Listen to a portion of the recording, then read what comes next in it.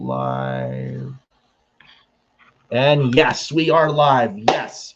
What is up, everybody? Nick Fiore of Furious Nation, YouTube.com. I'm Nick Fiore, the creator of Furious Nation. It is Wednesday, July the 10th of 2024. I'm Nick Fiore. This is Adam Carl, back at it again for the Raw review from Monday Night Raw 2 nights ago, the Raw after Money in the Bank 2024 from Toronto, Canada. Now, being this Raw review was supposed to be yesterday, but it was pushed to delay because Adam had something to do yesterday, and yesterday was kind of a hectic day for me, personal reasons anyway, so it was pushed to today, but Raw review to do today. We made it.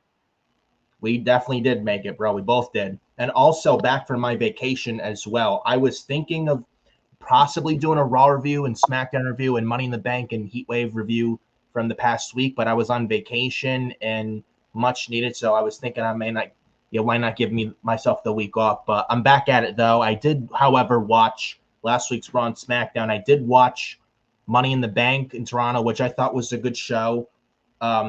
With Drew McIntyre winning Money in the Bank and cashing in the same night and failing because of CM Punk. Tiffany Stratton won the Money in the Bank, and then the Bloodline and Cody Rhodes setting up for SummerSlam with Solo Sikoa and Cody Rhodes at SummerSlam for the WWE Championship, and etc. etc.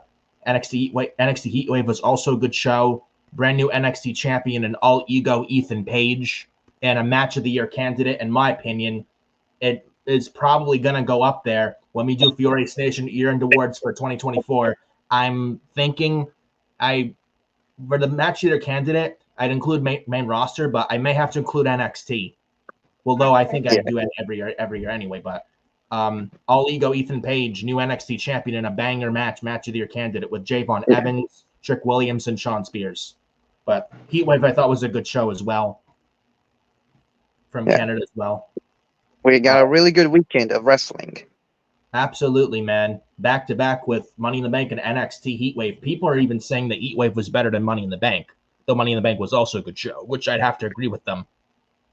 Yeah. I mean, 5 title matches, a brand new NXT champ. Roxanne Perez, Lola Vice killed it. Oba Femi and Wesley had a good match. Chase U and Nathan Frazier and Axiom stole the show as well, and I thought Chase U were winning those titles. There were a couple times I thought they'd win, just based off them getting so over in Toronto. And then Kalani Jordan and Sol Ruka killed it as well for the NXT Women's North American title also. But absolutely. Overall, really good, like you said, dude. Like you said, Adam, really good weekend for wrestling. And now we got on the road to SummerSlam, starting with Monday Night Raw a couple nights ago. They were in Canada as well, but in the capital of Canada, I think Ottawa, Canada, which I think is the capital of Canada. But anyways, I thought Monday Night Raw 2 nights ago, kicking off the road to SummerSlam, Raw 2 nights ago, I thought was a decent show. I thought they forwarded some stories, and we finally have the build to Punk, Seth, and to CM Punk, Drew McIntyre, and Seth Rollins for SummerSlam. We got Gunther and Damian Priest getting started for their build to SummerSlam. Rhea Ripley came back last night at the end of Raw. I wish they didn't cut it off short because of USA Network having to end the show at 11. But we do have Mami Rhea Ripley back. And back in the There was a feed, though, that wasn't shown, that was shown on social media. Yeah. They showed the cut feed of what happened. Yep, they did. But Rhea Ripley's back. We got another very good VHS tape, sit-down interview with Bo Dallas.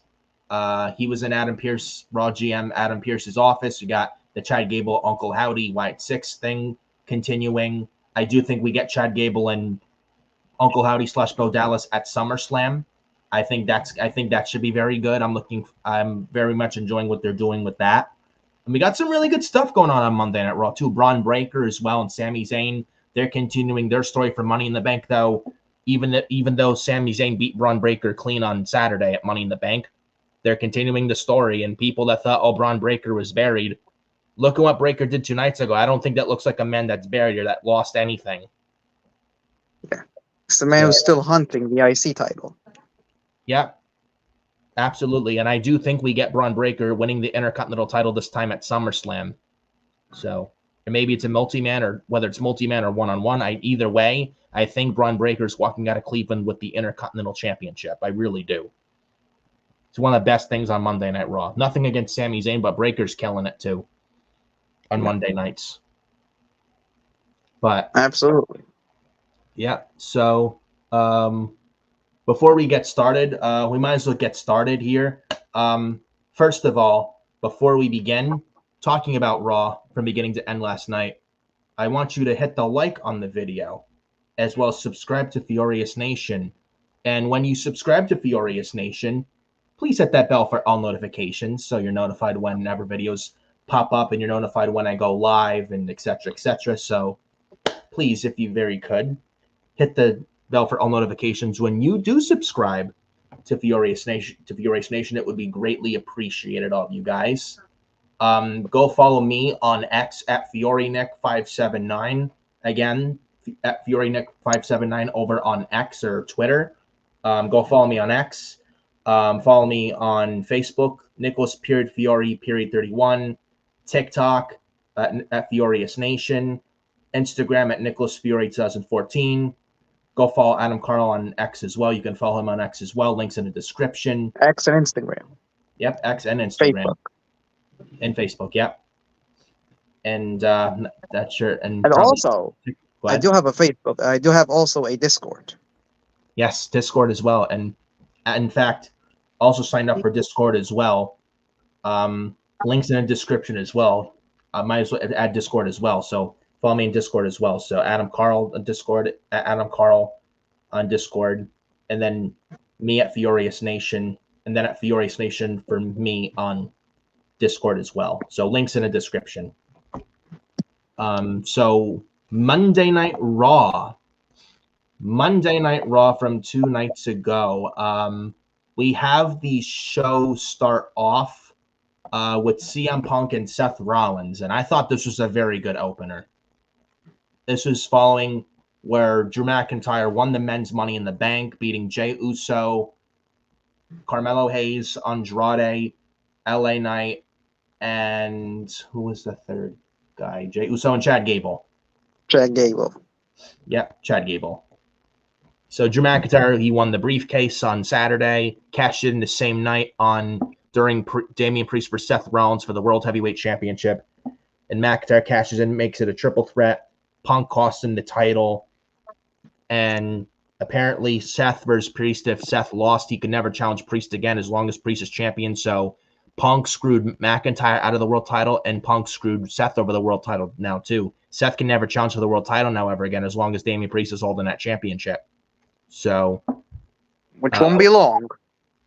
Yes, yeah, because it won't be long. Because because the ring general will be crowned at SummerSlam in Cleveland. Damian Priest is going to put up a good effort, but I'm sorry, Damian Priest, I love you, but Gunther has taken the crown off you. He's taking that world title off you at SummerSlam, Priest. Good luck. Though I do think Gunther's beating him, though. No disrespect to Damian Priest, though. He's done well. He's done pretty decent with the world title. And he's shutting a lot of people up, I will say. And I got to give him credit. He's been doing decent as a world champion. He's proved a lot of people wrong. Everybody thought he was going to be a transitional champion. And instead, he's going to have a 100-day title reign. Yeah.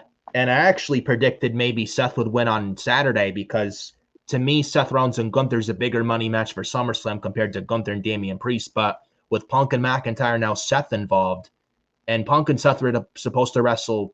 They were supposed to feud first when Punk came back last year anyway, but now you have Punk and Drew and Seth involved. I'm intrigued to where it goes. And now Seth is pissed at Punk just like Drew's pissed at Punk. I mean, Punk's screwed Drew out of the world title twice, one time being in his home country and at Clash of the Castle in Scotland. He screwed him 3 times. Yeah. 3 times. Yeah. One as a referee in his home country, then Drew quit to go to Punk's hometown Chicago for SmackDown a few weeks ago to beat the shit out of Punk, just laid him out, destroyed him. Right after Drew quit on Raw because Punk didn't show up on Raw that week. But now we're getting, and most likely Drew and Punk at SummerSlam, and they announced Bad Blood for October 5th this October for Atlanta, Georgia. 27th anniversary of Bad Blood 1997. first ever Hell in a Cell between Shawn Michaels and The Undertaker, and it included included one of the greatest debuts in WWE history, the debut of the Big Red Monster Kane. When he came with Paul Bearer and ripped the cell door off the hinges and just tombstoned his brother, The Undertaker, in the ring, in the cell match with HBK. Yes, the Big Red Kane, the Devil's favorite demon, the one with the one that loves fire, hellfire, and brimstone. One of the greatest debuts in wrestling history and in WWE history. And that was the beginning. And that was during the beginning of the Attitude Era, where you have with Bret Hart, Shawn Michaels, and Undertaker from SummerSlam '97. And actually, speaking of that, I can see where people are coming from comparing that with right now with CM Punk, Drew McIntyre, and Seth Rollins. Now, I'm not sure what you think about that. I think about it this way. I think I could see the comparison with Bret Hart '97 and Drew McIntyre of today. You got two guys that are heels, but their actions are justified. They are heels for the right reasons. Yeah. They got the people that are, and the people, they are feuding with the guys who the fans like despite their heinous actions. Yeah. I mean, just look back at SummerSlam 1997, where Undertaker defended the WWE or WWF Championship against Bret Hart with Shawn Michaels as a special guest referee. There was a lot of stakes in the match. Yeah. Like where Bret lost, he could never compete in the U.S. again, or if Shawn Michaels didn't call it down the middle, he could never compete in the U.S. again. And it led to a chair shot from HBK to the Undertaker, right to the cranium of the Undertaker, where Bret ducked the chair shot. After Bret spit on Michaels' face, and Michaels tried to hit Bret with the chair, Bret ducked, and then he hit the Undertaker right on the head. Spit him right in the face.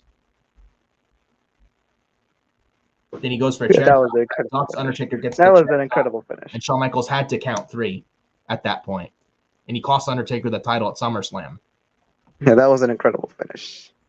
Yeah, one of the greatest finishes to a WWE title match in history.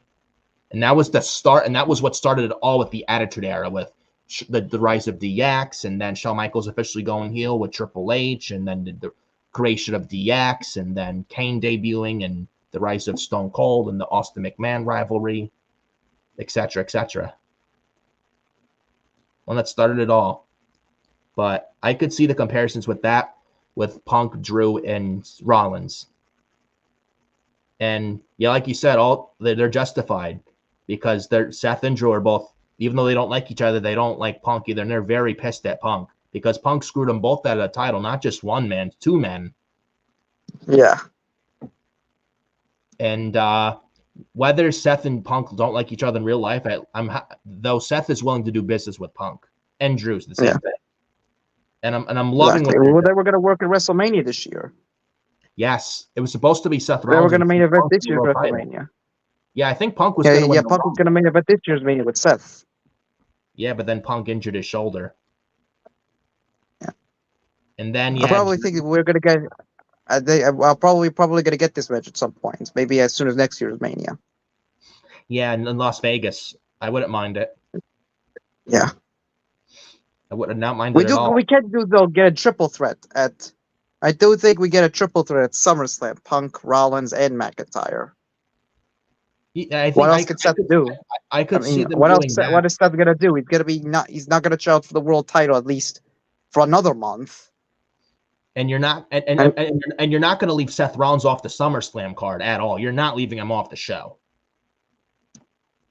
Yeah, one of your biggest stars. He just headlined WrestleMania this year. And he held the world heavyweight title for almost a year. You're gonna leave him off the show? Come on. He broke his back for this company. His knees exploded, and he still wrestled with a bad knee. He was the MVP to help build WrestleMania. Yeah, and WrestleMania. Yeah, he wrestled at WrestleMania this year with a bad back and a bad knee. And back-to-back nights, night 1 and night 2, WrestleMania 40. You're not gonna leave him off You're not gonna leave him off the SummerSlam card.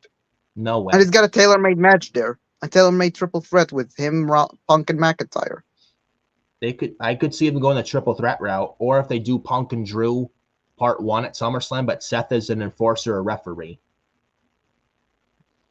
No, I don't think Rollins is going to be left off the SummerSlam card. If he's gonna be on the show, he's gonna be in a match, not in a referee position. He'd still be on the show though, but I could see where that's coming from. You could still build Punk and McIntyre, maybe for Bad Blood, which leads to Punk and Rollins at next year's WrestleMania.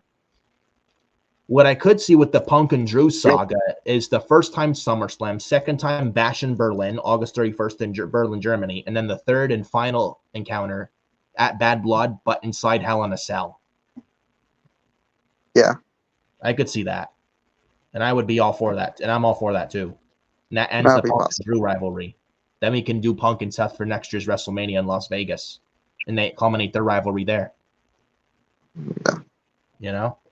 But I'm loving what they're doing with Punk, Drew, and Seth. I think it's some really great stuff. Anytime Punk is on television, he makes television that much better.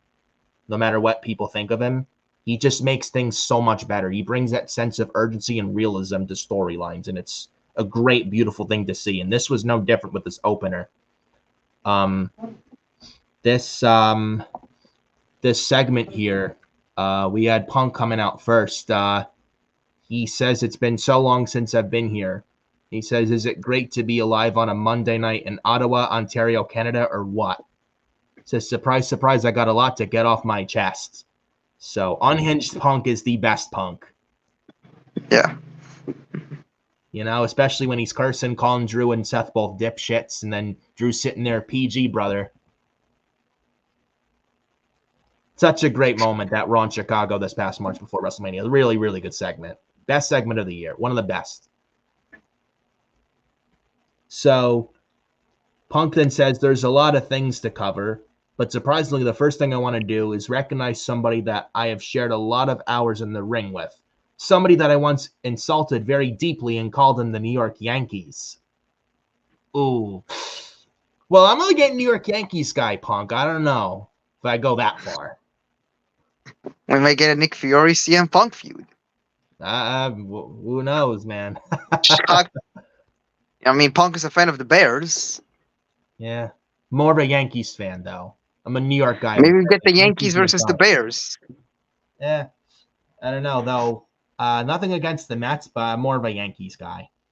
Big New York guy. Big fan of the Yankees. Big fan of the Giants. Big fan of the what's that hockey team? Any team that is from New York. Yeah, pretty much. The New York Knicks. NBA basketball. Gosh, what's that New York team from the NHL hockey team, man? Someone in the comment section, let me know. I'm trying to remember it, but anyways, getting a little too off topic here. Punkton says, congratulations and thank you to John Cena on your retirement. And yes, I forgot to mention, watching Money in the Bank Saturday, John Cena announced his retirement tour for next year from January 25 to December 25. It's his last hoorah. And after that, he's done and retired. Gonna miss John Cena, though. One of the greatest of all time. And I'm not even a big all-time favorite. Yep. Whether you like him or hate him, he's one of the greatest of all time. I don't care what anyone says. I don't. Oh, fuck John Cena. He's a disgrace to pro wrestling. Fuck him. He can't wrestle. He buries talent and uses the golden shovel. Moving on. Hang on. Yeah, I've heard it for years. Like, I mean, look, I'm not the biggest Cena guy. I'm not, but I am smart enough to know that whether you like him or hate him, he makes TV. Like when he's on TV, it's a must watch, and that he is one of the GOATs. And there's a reason he was the face of the company for many years, and logically and rightfully so, for ratings and merchandise and house show attendance numbers and different color and multiple John Cena t-shirts, like 100 ticket sales. Yeah, ticket sales. 150 pieces of any color combo of John Cena t-shirt merchandise. That's just a bunch of John Cena t-shirts selling like hotcakes, like blue and white, or blue and green, blue and white, blue and green, or green and gray, like any color combination for a John Cena t-shirt sold like hot. The most Make-A-Wishes of anybody. Yep, a PR dream for the Make-A-Wish and for the anti-bullying campaign, and those who have like a disability, like low functioning autism or whatnot. He was he's a hero, like he was a big hero, superhero to those guys. Even the little kids that just adored him. Yeah. You know?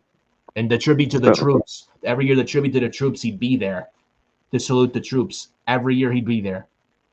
And he was a Marine, but every single year he'd be there. He was the poster boy for 10 plus years. Multi-time world champion. Multi-time WWE champion. He was the face of the company for at least a decade. Then I got to a point where he got older, slowly transitioned into the Rock Hollywood role. Then he was putting people over like AJ Styles. And I think around 2015, 2016 is just when I really started to appreciate a lot of John Cena at the time. Especially his feud with AJ Styles, one of the greatest feuds I've seen in a long time with him and AJ. Their match at SummerSlam 2016 fucking killed it. Matt banger match where AJ beat him clean. A match at the Royal Rumble for the championship. Yeah, when John Cena won 16th title reign in San Antonio at the 2017 Royal Rumble. And who's to say we don't get Cody Rhodes and John Cena next year's WrestleMania in Vegas, where John Cena could chase 17? I actually want to see Cena win 17, one more title reign.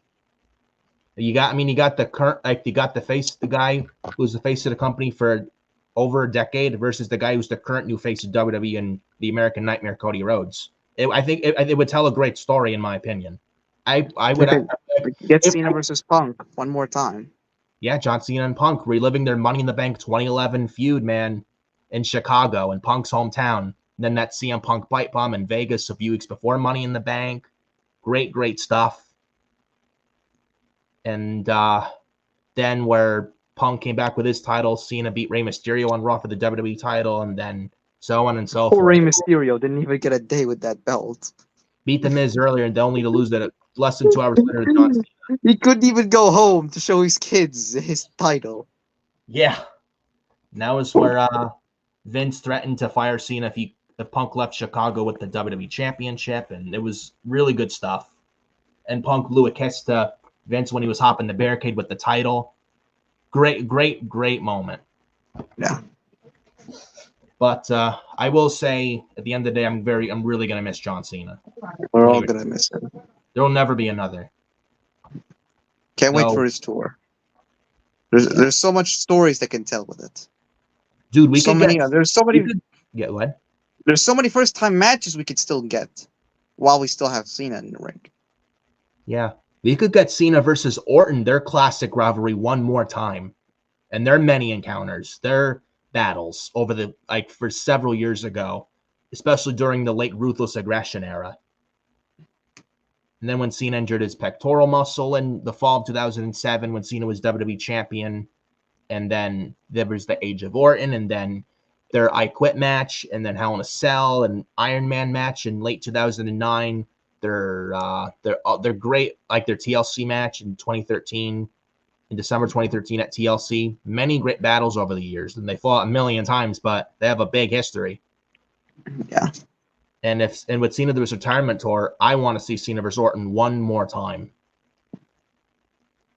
You know, Cena versus Punk, Cena versus Cody, Cena versus Gunther, Cena versus Braun Breaker. Yes.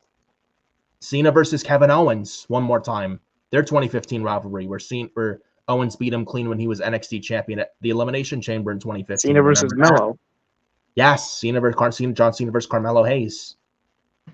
You know,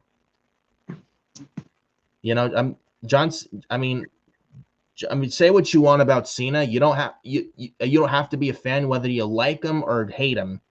You have to respect him, and he's one of the greatest of all time. I do not care what anybody says. Oh, fuck John Cena. Fuck John Cena. He can't wrestle. He was the death of pro wrestling.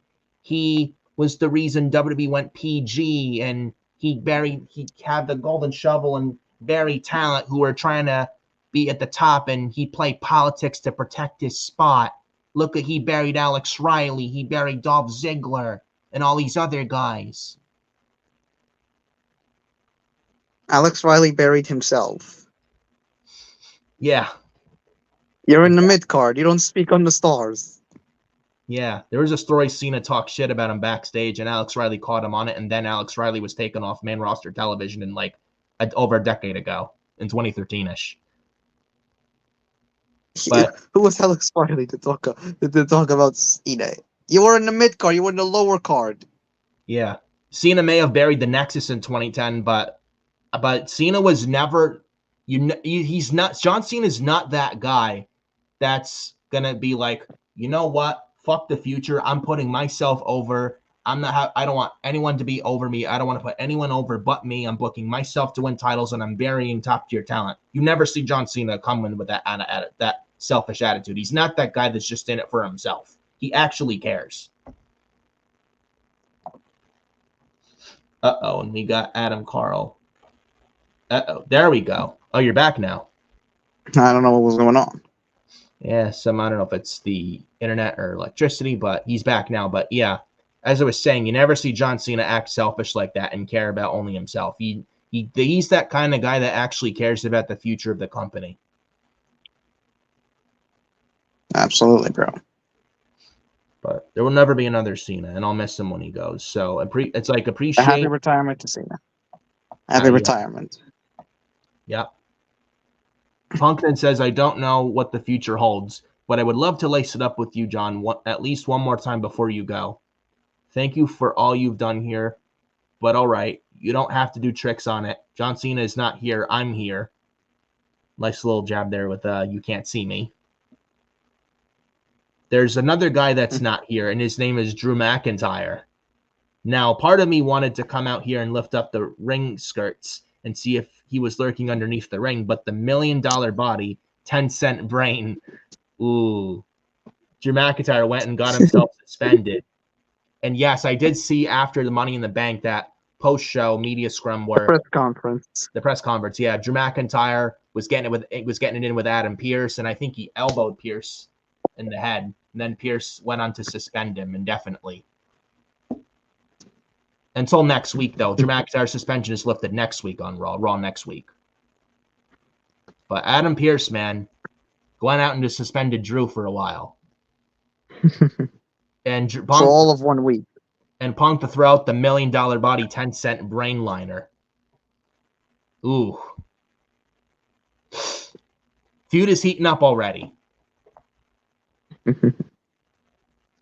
Punkton says, if you don't know what I'm talking about, I talked to Gary and Pismo in the truck. They're going to cue it up, and we're going to show you what I'm talking about right now.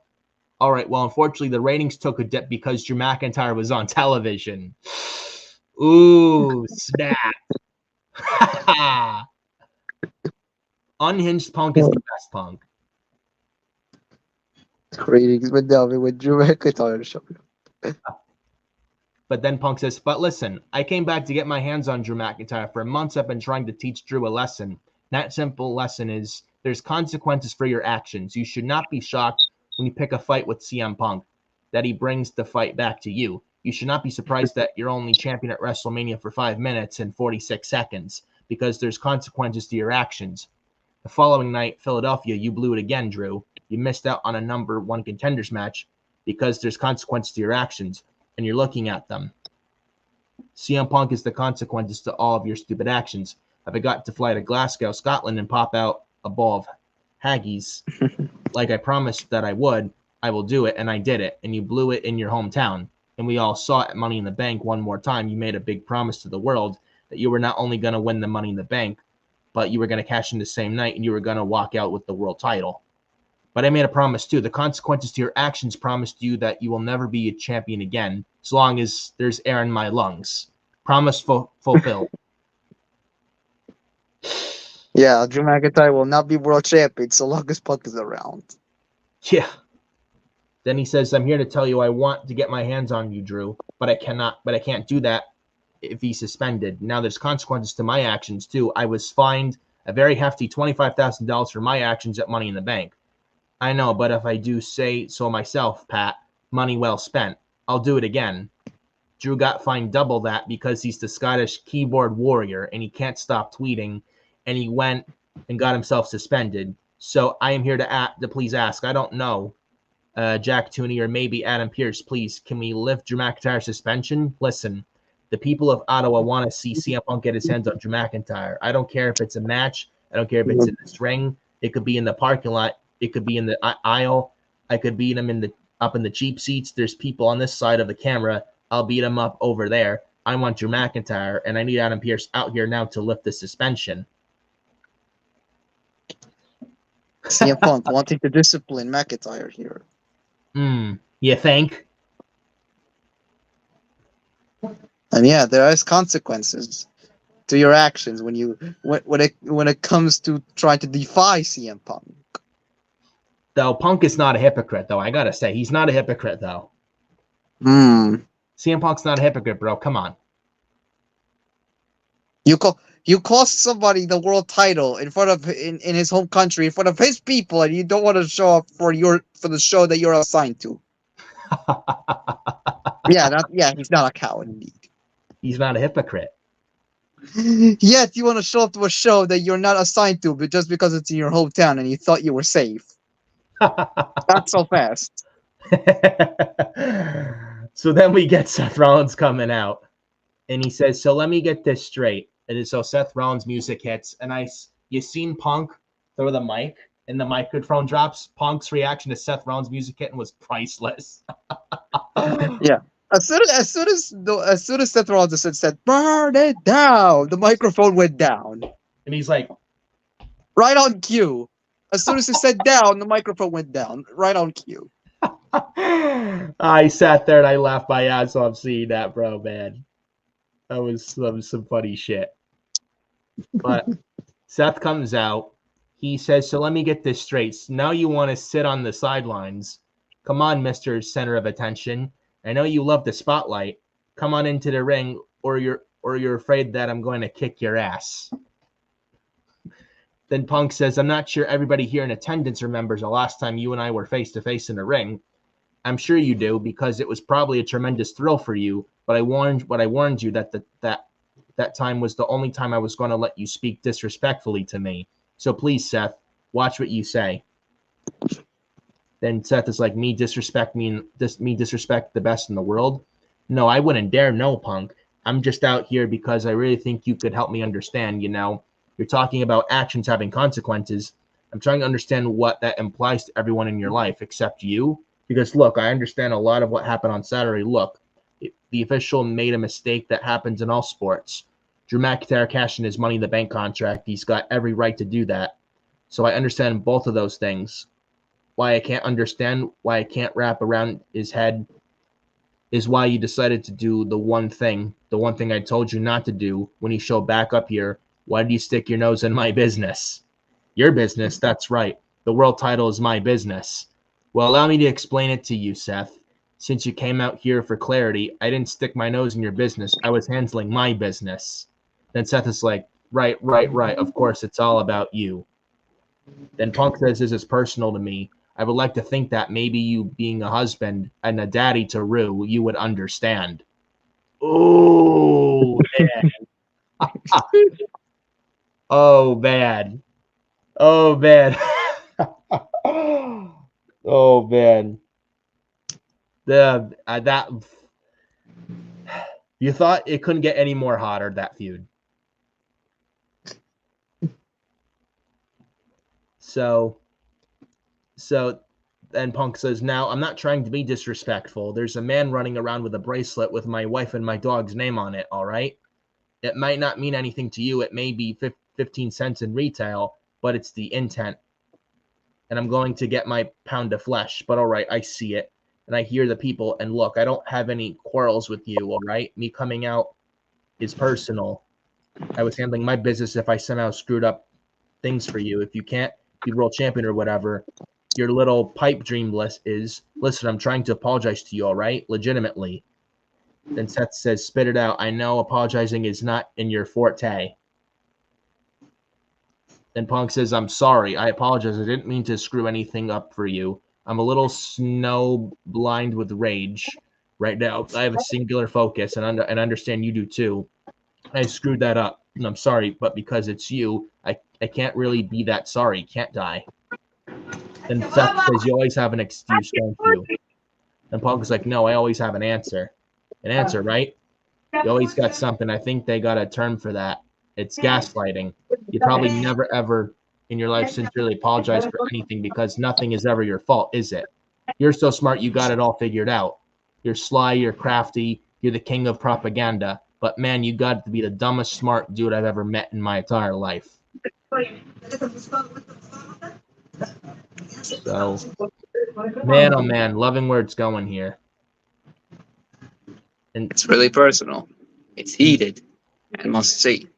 And then Seth also says in this, you want to get your pound of flesh from Drew so badly that you don't care about collateral damage. Well, guess what? That's not going to happen on my watch. I would take a cheap shot at you right here, right now, but I know your fragile little body isn't at 100%. But I promise you this. When you are cleared, you will not even be able to say the name Drew McIntyre before I snap your arm and put you back on the shelf. Actions have consequences. So, really good opener, man. Man, oh man. Thoughts on this? It was incredible. Absolutely incredible, man. Some excellent piece of TV. I thought Seth got a bit. As much as we make fun of Seth Rollins with his sing-along theme with his entrance, he caught a very good promo. He really did very well. He caught a very good promo on Raw 2 nights ago. Yeah, I thought he did. Probably one of his best promos. And now you have him involved with the Drew McIntyre CM Punk. but he's an excellent wrestler. I mean, there's nothing to deny about him. One of the best of his generation. Absolutely. And he killed it on the mic. So did Punk. Both Punk and Seth look good. And I'm really liking where it's going. And it's just the feud just intensified coming out of Money in the Bank and coming out of 2 nights ago. And I think, and I know people are upset that, the men's Money in the Bank was wasted. Why'd you have Drew win just to fail to cash and have Punk screw him over? You wasted the men's Money in the Bank, blah, blah, blah. Guys, I understand where you're coming from, but I don't see it like that. I don't think the briefcase for the men was wasted at all.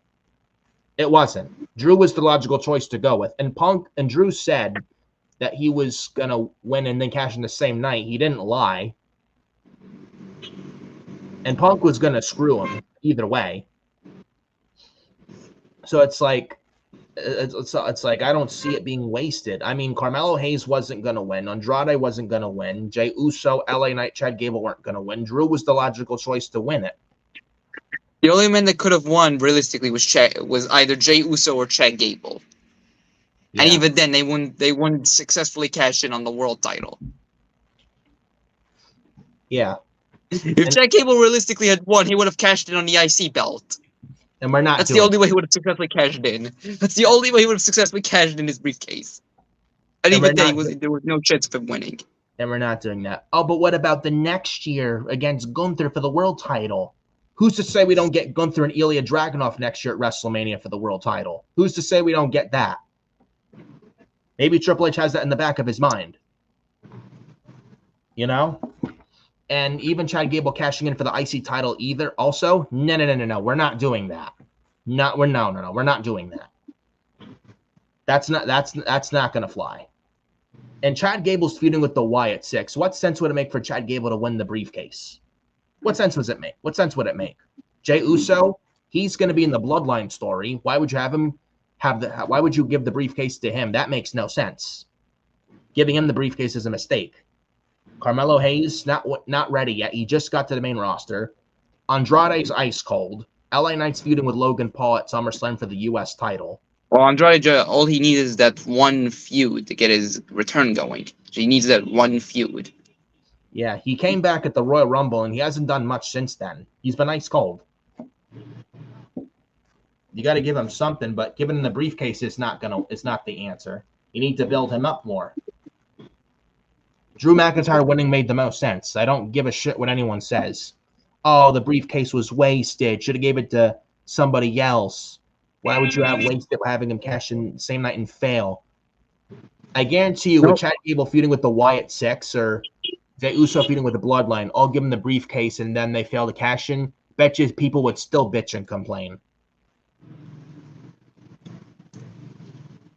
So what sense does it make to put the briefcase on anyone? Anybody that would have won the briefcase was automatically going to fail a cash-in.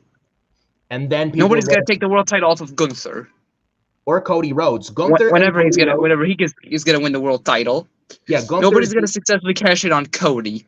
No, Cody Rhodes and Gunther are going into Mania next year in Vegas as the WWE and World Heavyweight Champions. They're ending 2024 with those two titles.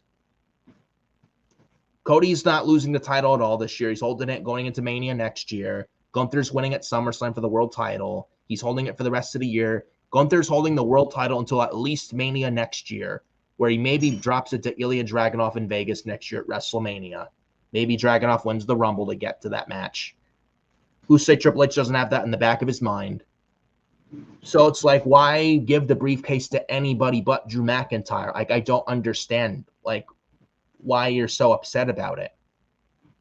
Yeah. Like, you have to stop thinking. You need to book with logic, not with feelings. Yeah. You need to be smart. You need to think what works and what makes sense. Giving the briefcase to anyone but Drew would not have made sense. I'm sorry. This is nothing against the other competitors in the match, but it's the truth. You need to do what's right and what makes sense. It makes me glad these people are not booking the company. Really. Yeah, wait, hang on. Anyways,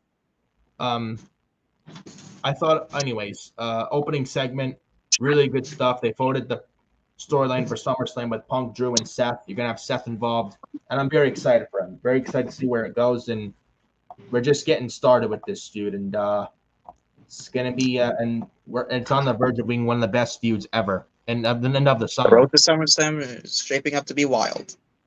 One of the best storylines, probably the best storyline going in WWE today, and for years, and for the first time in a long time, and it's a beautiful thing to see, and I'm loving every minute of it.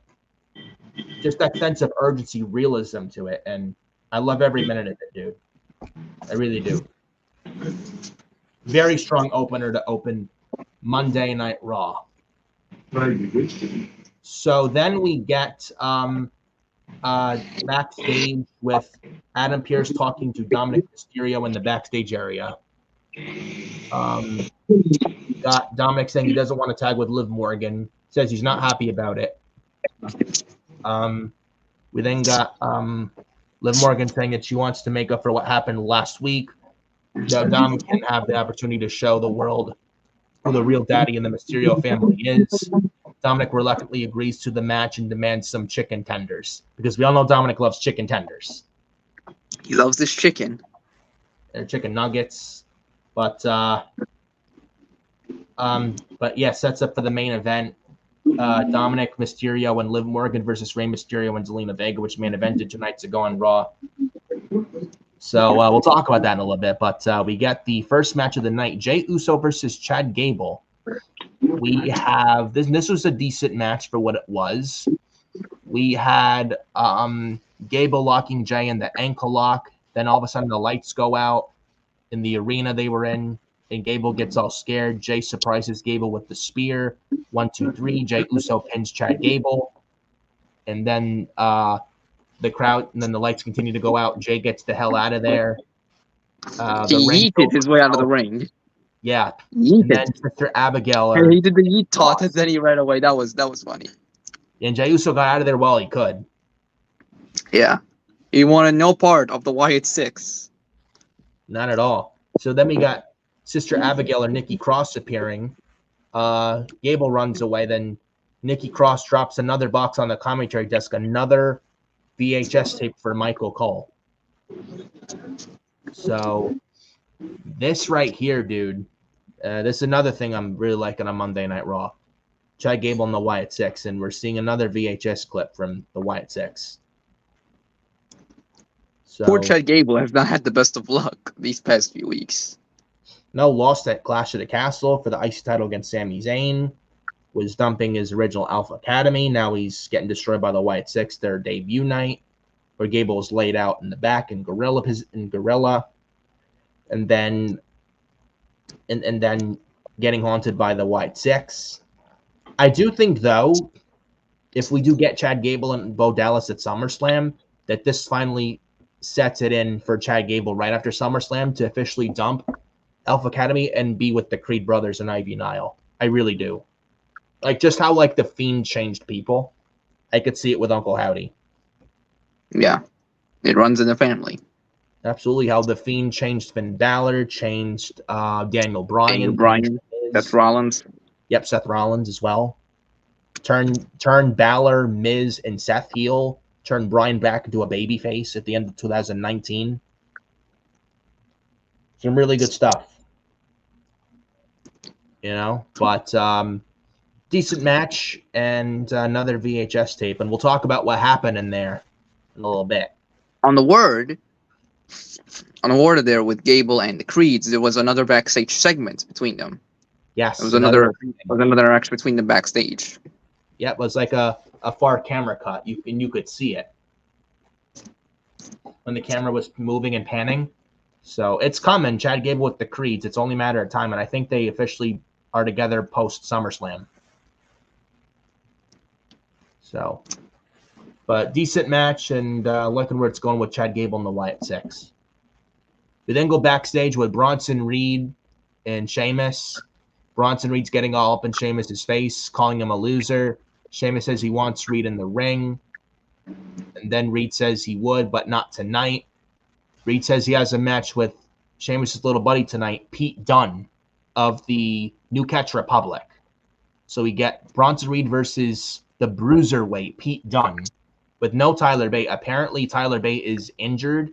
I think he had a torn pec. He's going to be out for a while. He torn his pec on an NXT match. Yeah, it was an NXT about a week ago in that turmoil match for whoever won got Nathan Frazier and Axiom at Heatwave for the NXT tag titles. And I think the New Catch Republic were in it, and in the match, Tyler Bate got injured in the match. I believe it was the July 2nd episode of NXT. That was last week, yeah. Yeah, this was the I think this was the NXT before Heatwave episode. Yeah, the go home show to Heatwave. So Tyler Bate's going to be out for a while. So Pete Dunne's now by himself until Tyler Bate gets back.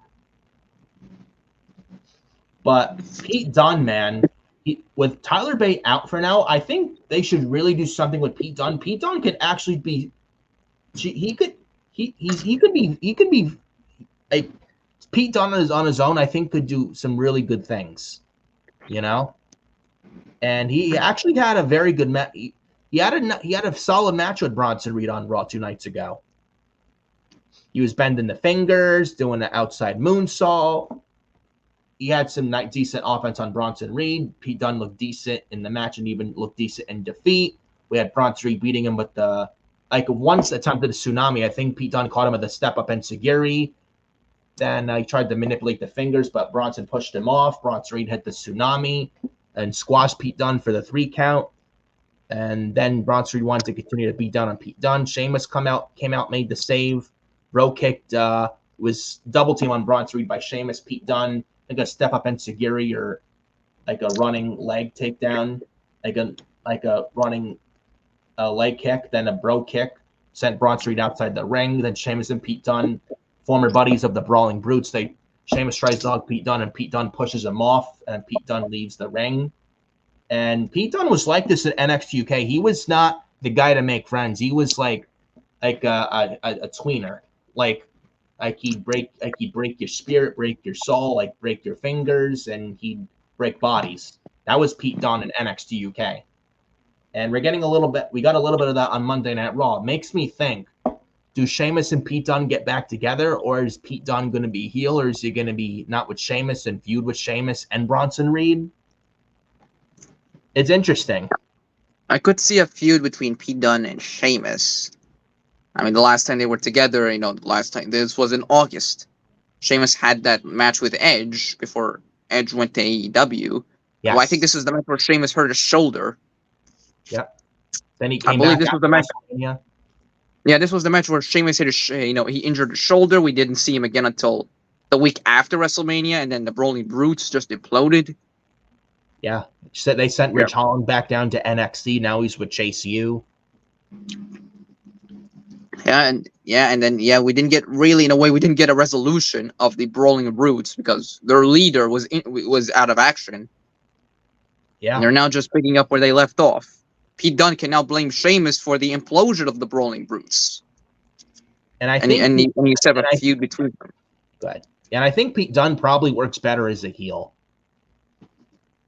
I mean, he was a very good heel when he was NXT UK champion for the title reign he had, feuding with Pete Dunne too, and others like Trent Seven as well.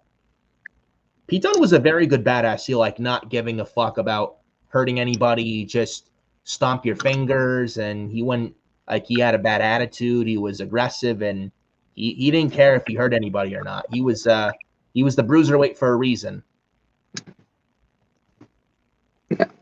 But yeah, so I think a feud with Sheamus would be good. Yeah. Considering now Tyler Bate is now out of action, now there's a story with him and Sheamus, and they got history.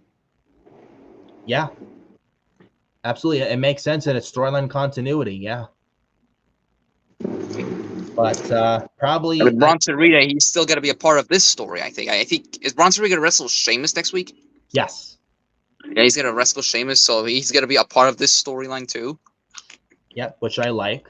Bronson Reed continues to be consistent on television, maybe a few weeks off, but you don't need to book him every week. But Triple H, you know, he really likes Bronson Reed. He's been booked pretty strong. He still has that protective finisher, the Tsunami, which he squashed Pete Dunne with. You don't want to be on the receiving end of a Tsunami. Yeah, I mean, just ask Wade Barrett that when he calls the Tsunami Splash. I mean, yeah, just say a gurney and a spatula if you're on the receiving end of a Tsunami. I would not want to be on the receiving end of a Bronson Reed Tsunami. Exactly. Like a 300-pound man jumping off that top rope, like he's so agile, which he is very agile. Agile, big 300-pound big man jumping off 350 pounds jumping off the top rope, doing a splash on you. Yeah, 350, damn near 400 pounds, like just falling on top of you, like a splat. But I'm liking where it's going with that too, and I'm glad they're having Bronson Reed in this. And Sheamus and Bronson Reed should have a very good match next week as well. And now Pete Dunne's involved. It sucks that Tyler Bate is injured, but I am glad. Now, the past Vince administration, where if a tag team wrestler was hurt, the other partner would be out until that tag team partner injured would come back. It's not the case with this new administration. I like it. Just because Tyler Bate's out, that doesn't mean Pete Dunne has to be out too. Do something with these guys. Yeah, just because Tyler Bate's out. I mean, last time I recall, Tyler Bate's injured, not Pete Dunne. So you could still use Pete Dunne, even though Tyler Bate's out. I mean, they did it with them. They did it with Ivar when Eric of the Viking Raiders was injured.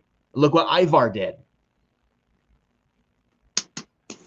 You know? Exactly.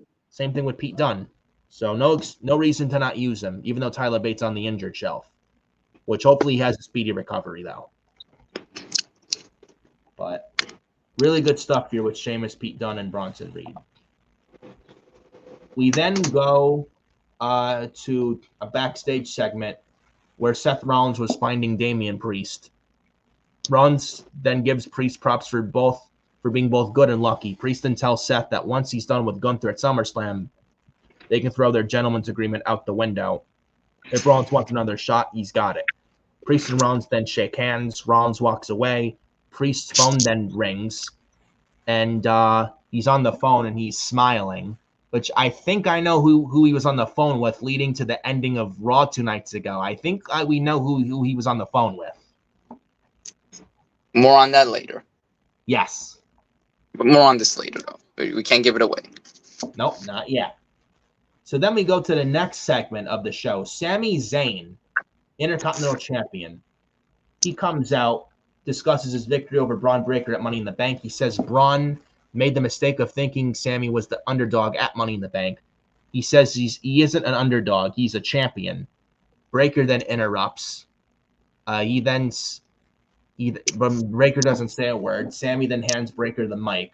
Breaker says he didn't expect Sami to be the one to beat him. Says he knows he isn't in line for another shot. And then as he's talking, when Sami least expected it, like out of nowhere, a spear breaking Sami Zayn in half. Out of nowhere. Like out of nowhere, a spear. And then Breakker beats Sami down. And then referees, officials, I think backstage personnel were rushed to the ring trying to control Breakker and pull him away and trying to reason with him and walk him up the ramp. And Sami was being helped out of the ring. And then Pierce and I think it was Jason Jordan and I think Kenny Dykstra, those backstage personnel for WWE, they tried to Jason Jordan, Kenny Dykstra, the Hurricane. Yep. Shane Helms, yeah. They try and reason with Breakker. It's like, okay, Braun, walk up the ramp. Let's go. And then Breakker psychs Pierce out. He's running at 23 miles an hour, spears Sami Zayn out of his boots again on the outside. So he fakes Adam Pierce out. Adam Pierce, man, he can't even control Braun Breakker. You do not control a Steiner. Steiners are not contained. No. They are raging animals. No, you control that animal, Braun Breakker. You control that maniac. You don't control Braun Breakker. There is no controlling Braun Breakker.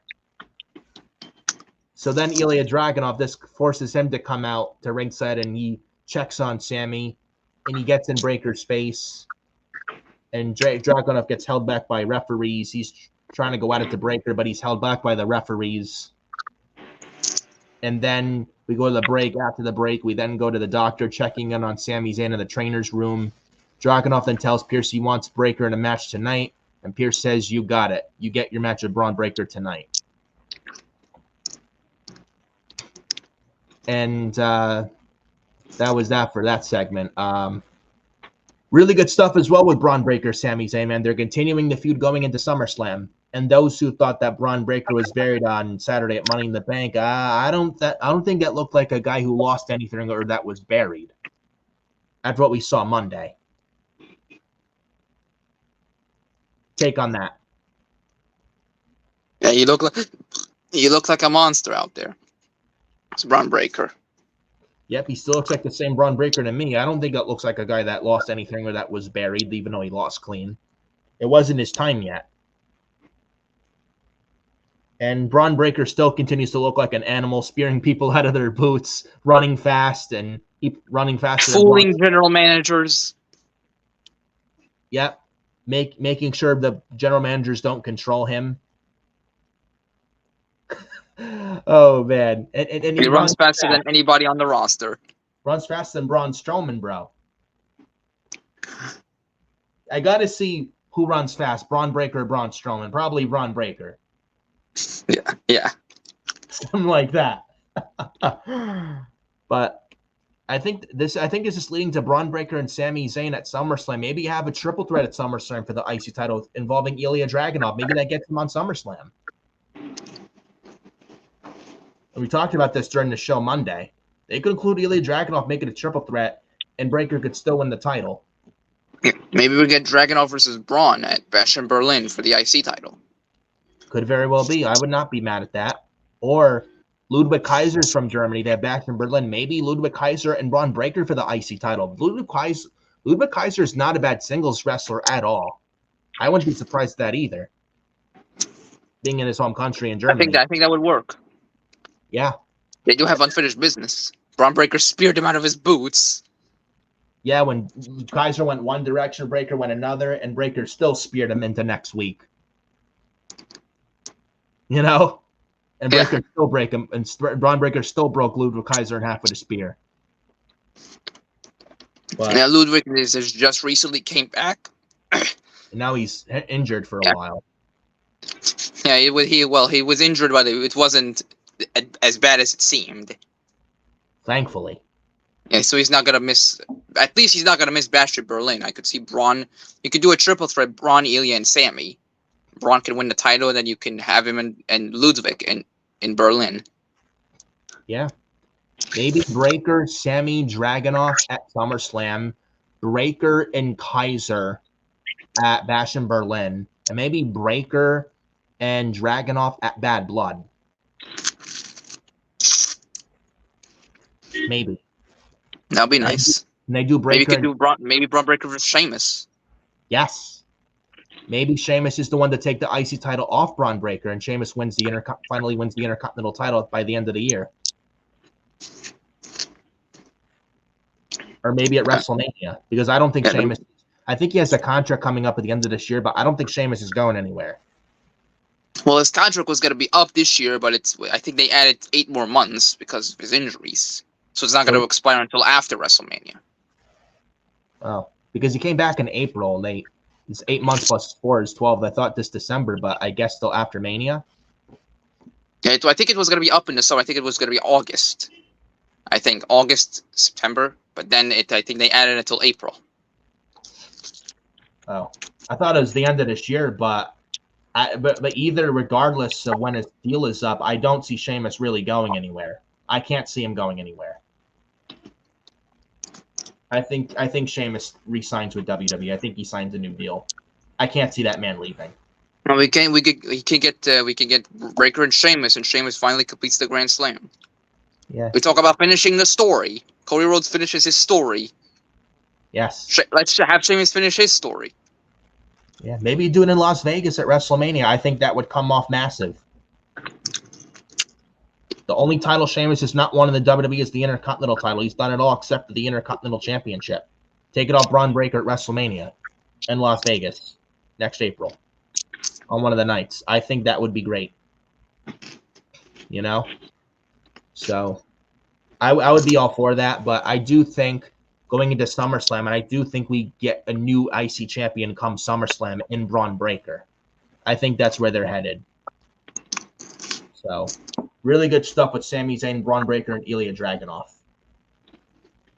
And then we get your favorite in a 6-man tag, the Awesome Truth. For God's sakes. For God's sakes.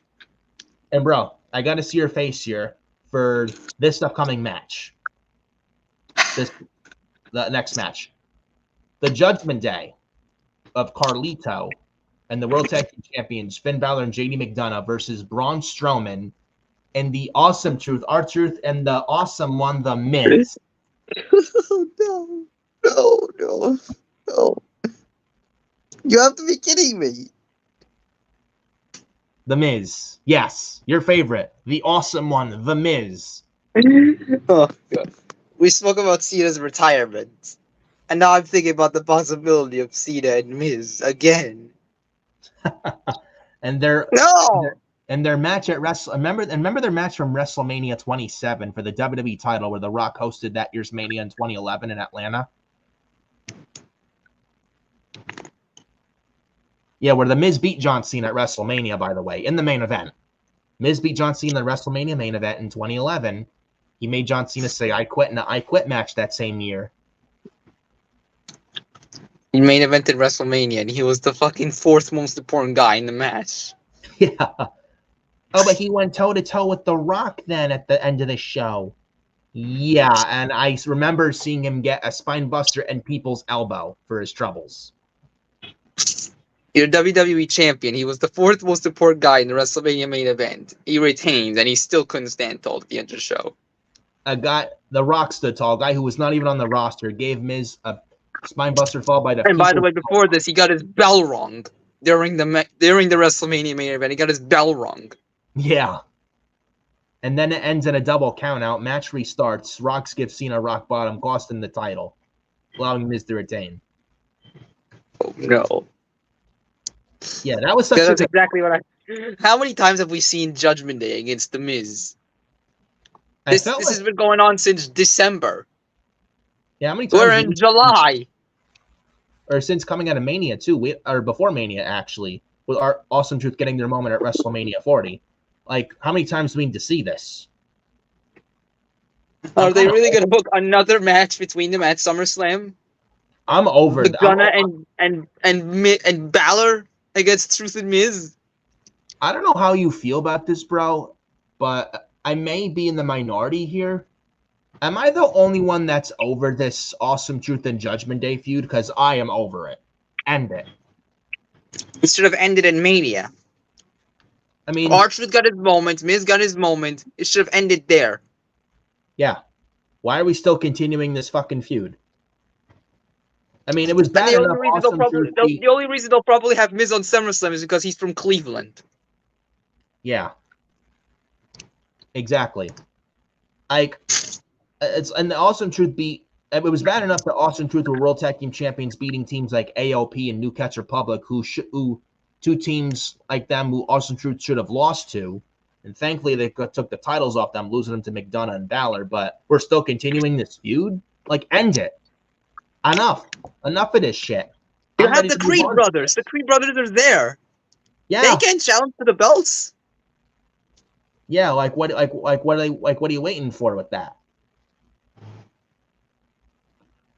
I mean, this was okay, but I mean, do something different with Miz. Like, you can't go after the IC title. And the Judgment Day won this, rightfully so. They were the rightful winners in this thing, where Balor pinned R-Truth off to the hesitation dropkick and the coup de grace. And Miz, you've seen the camera teasing frustration. Looks like they're splitting up Awesome Truth. I don't like them breaking up a lot of teams with the 2 sets of tag team titles on each show now, Raw and SmackDown. But I mean, if there's one team that I think they should really split, it's the Awesome Truth. Have R-Truth, keep R-Truth on TV, but keep Miz off. Like, have Miz back as the heel. I think he works better as the heel anyway. R-Truth is always great. Keep him on TV. I don't think we need R-Truth with the Miz anymore. It's over. It's overstayed its welcome, and it's run its course, and I don't want to see it anymore. It's over. It's over. Like, the Miz is better as a heel anyway. He sucks as a babyface. I'm sorry. He does. And the team is going nowhere. They had like you said, they had their moment at WrestleMania 40. Enough of this shit. Enough. I would just how many times are we gonna see Awesome Truth against Judgment Day, against Priest, Balor, JD, Dominik, Carlito? Yeah. How many times are we gonna see a combination of those matches? We've been seeing this since December. Yeah. It's been 7 months. Yeah. I mean, I'm all for long-term storytelling. I'm all for long-term booking, but this is not it. No, not at all. This is just rinse and repeat at this point. Just fucking end it. Move on from this crap. I'm ready to move on from this. You know? The only guy I'm remotely interested in here is Strowman. He's been feuding with the Judgment Day. Yeah. At least I could get Strowman. At least we could get Strowman versus Balor out of it. Yeah. Maybe get a feud. Maybe have a match between. Maybe Strowman gets on the SummerSlam card and he faces whatever member of Judgment Day. Yeah. But just end this thing already. And just end. It's just end the feud between Judgment Day and Awesome Truth. Just end that already. Yeah. Do something better. Yeah. And an Awesome Truth, man. It's like, and the Awesome Truth. I mean, I don't like them splitting up teams with them having 2 sets of tag titles for both Raw and SmackDown main roster right now. But again, one team that they should split is Awesome Truth, especially with apparently there's a lot of rumors going around as of late. The Motor City Machine Guns are possibly coming to WWE. I would have them in NXT first, but if they don't go to NXT, go right to the main roster, put them on Raw or SmackDown. That could fill a void if they break up Awesome Truth. Exactly. And yes, that Chris Sabin and Alex Shelley, it is reported, and I thought they were signed to AEW. It looks like they're not. Looks like, and according to recent reports and rumors, it looks like they are going to WWE, which I hope they do. I think WWE needs them more than AEW. I think they're a really good get for WWE. So if you're gonna break up Awesome Truth, if you don't have the Guns on NXT first and have them right on Raw or SmackDown, then yeah, break up Awesome Truth. Have the Guns fill that void. Exactly. So we got Balor, McDonough, and Carlito winning this. Who cares? We had Strowman and Truth locking arms with a freight train with Strowman running fast. That was probably the only little fun thing in the match. But other than that, I didn't really care. Moving on, though, to something that was a lot better. We go backstage to Liv Morgan and Dominik Mysterio. Apparently, with Dominik's leg and Liv Morgan, It's definitely not PG. It's not PG. Let me just say that. And that was right in front of Damian Priest and Carlito. Carlito calling it said, "That's cool." Classic Carlito, man. That's cool. Oh, man. And that was, again, right. It was right in front of Damian Priest, and we're going to talk about that later on and who came back. And not too happy about it. But we then get the next part of the show. We get CM Punk talking to Adam Pearce and about Punk Punk being told that he's not medically cleared, and then Pearce then lifts Drew's suspension for next week. Drew McIntyre comes back to Raw next week, and Punk then says that he'll go home and you'll do whatever he has to do to get medically cleared. And then that was that. We talk about Liv Morgan and Dominik Mysterio backstage, like I just mentioned. Also during that segment, when right in front of Damian Priest, Priest has this big smile on his face, and he walks into the clubhouse, and Carlito says that's cool. Priest says he doesn't want to know what that was. He says after all this team, Dom should have been done with this Liv Morgan situation. It's not that hard. Dom then says that Priest continues to sound like his father, Rey Mysterio. No, Priest is starting to understand where Rey's coming from. And Priest says he's starting to understand where Rey's coming from as the weeks go by. Dom then says that he's going to put an end to it. Sooner or later, that kid will learn about consequences. And yes, I got to see your face, bro. Yes, Damian Priest, seeing the light. Rey Mysterio's not a deadbeat fraud. Yeah. Shameful. Yes. Shameful. Priest is seeing the light. Pathetic. Embarrassing. I told you Rey Mysterio was Dominik's father. I told you. He is not. Come on. He never was. Priest has seen the light. He knows that Dominik's a Mysterio.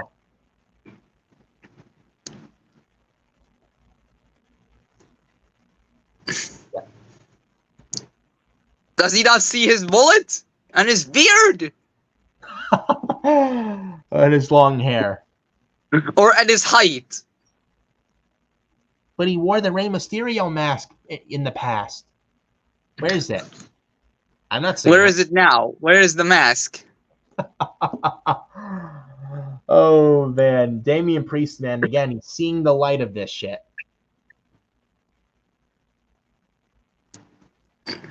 Yes, Shameful. I commend you, Damian Priest. Shameful. Rey Mysterio does not care about you, Damian Priest. How many times has he been turned on? Rey Mysterio is a role model and a hero. Yeah. Yeah, let's ask Batista. And Dominik. Santos Escobar. Oof. Carlito. Who Rey chose over Santos. Then Rey wanted to choose Dragon Lee and Andrade over Carlito before going into WrestleMania. Yeah, that guy. Everybody turns on Rey Mysterio. But it's not Rey's fault. He's not the problem. Yes, he is. He always has been. Oh, man. But I'm glad Rey Mysterio's catching a break from Damian Priest. Not anytime soon. Yeah. So then we go to the Uncle Howdy and Bo Dallas segment. We get another VHS tape. There's a third tape in a row. Uncle Howdy asks, or he says, "Tell me more about your family." Bo then says, "My family, I took those that no one wanted, the discarded, the forgotten. I gave them a purpose. They're so happy that you remember them because being a glutton of punishment doesn't make abandonment hurt any less. Forsaken alone, begging for mercy is the buzzard circle. There's been lost too much, but grief is the price you pay for love. But now we must set the captives. so they need no master. Do you think we are sick? Uncle Howdy says, yes, I do. Bo Dallas then says, then sick is what will be. And they mention about there will be no masks, I think, in there as well. Well, I think they will continue wearing the masks, but only for their entrances. Yeah. But some really good stuff here with Bo Dallas yet again. The first 2 VHS tapes were very good with the Bo Dallas Uncle Howdy stuff. This was no different. Thoughts on this? This was incredible. It was Bo Dallas has been killing it in this role. And am I the only one watching this? How with the angle shot around here with Bo Dallas? I mean, Bo Dallas is the brother of Wyndham Rotunda, aka Bray Wyatt. God rest his soul. But Bo Dallas with this thing here, tell me he doesn't look like a Bray Wyatt with the beard and the way he just came off appearance wise, like very reminiscent of his brother Bray. He was similar to his brother. He looked very similar to his brother with this tape. Even when he was the way he acts, the way he talks. Yeah, he is a rotunda. Yeah. And Bo Dallas continues to knock it out of the park with this stuff here, man. He really is. And he's carrying on the legacy of very well. And people had thoughts that the White Six weren't. The debut was great, but they're not going to probably not be handled well all that well. They're in the right hands with Triple H, and I think they're doing a very admirable job with this White Six stuff. So they're in the right hands. I do think they're going to be. So they are being booked well, and I think they are going to continue to be. For those who had doubt that they were not going to be handled right, how the old administration handled the Wyatt family with the old administration, I don't think it's going to be the same case. I think they're going to be handled a lot better this time with the new administration. I really do. And Bo Dallas, again, has been knocking it out of the park with these VHS segments, man. Now we just got to see the others. Dexter Loomis, Joe Gacy, Eric Rowan, and Nikki Cross. That's all we got to see now. So, but again, I thought this was some really good stuff with Bo Dallas. Speaking of Bo, Chad Gable went right to Adam Pearce. He's standing outside his office. He says it's obvious by the VHS that the White Six were talking about him. And Pearce is doing absolutely nothing about it. Pearce then tells Gable to calm down. If they're coming after Gable, maybe he should take a step back and wonder why that's happening. Gable then says that he'll take care of the situation, and he'll expect a big apology from Pearce and the rest of the locker room when it's all said and done. After the torturous month we went through, a vacation, then Chad says, after a torturous month we went through, a vacation would be deeply appreciated. Says it's pathetic.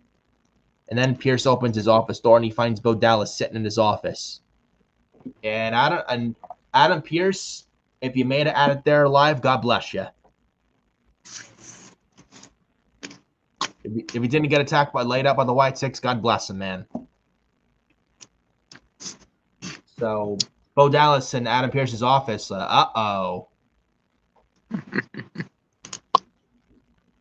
Yeah. I do think we get Bo Dallas and Chad Gable at SummerSlam. I think that's where they're headed. I think. I mean, they've been doing this storyline with the White Six and Gable. Gable has been basically their first target. They've been targeting him weekly. Yeah. I'm loving it. And they'll have a good match at SummerSlam, as I think, where they do it. And again, when Bo beats him, SummerSlam, I think that's where Chad's going to snap and dump Otis, Akira Tozawa, and Maxine Dupree, replace them with the Creeds and Ivy Nile. Just like how the Fiend changed people, I think the White Six are going to change people. I really do. But really good stuff here with Bo Dallas and Chad Gable. And there was a lot of emphasis on Bo Dallas and Chad Gable. They got multiple segments. Yes. And those who thought Chad Gable was buried at Clash the Castle, he wasn't. Oh, Chad Gable re-signed with WWE. I hope that new contract was worth it. For a man who's buried, he damn sure is getting so many segments on one show. Getting like 3 segments. Yeah, right. So yeah, I think that new contract for Mr. Gable, yeah, I think that was worth it. He's in one of the biggest, he's in one of the top storylines on the flagship show Monday Night Raw. How the fuck is he getting buried? Like, how the fuck is he done? Oh, he should have won at Clash of the Castle in Glasgow. Should have won the IC title off Sami Zayn.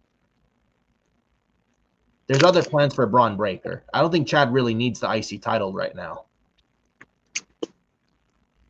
There's always a time and a place. But I'm like, and he's in a big program with the Wyatt Six, so it's like,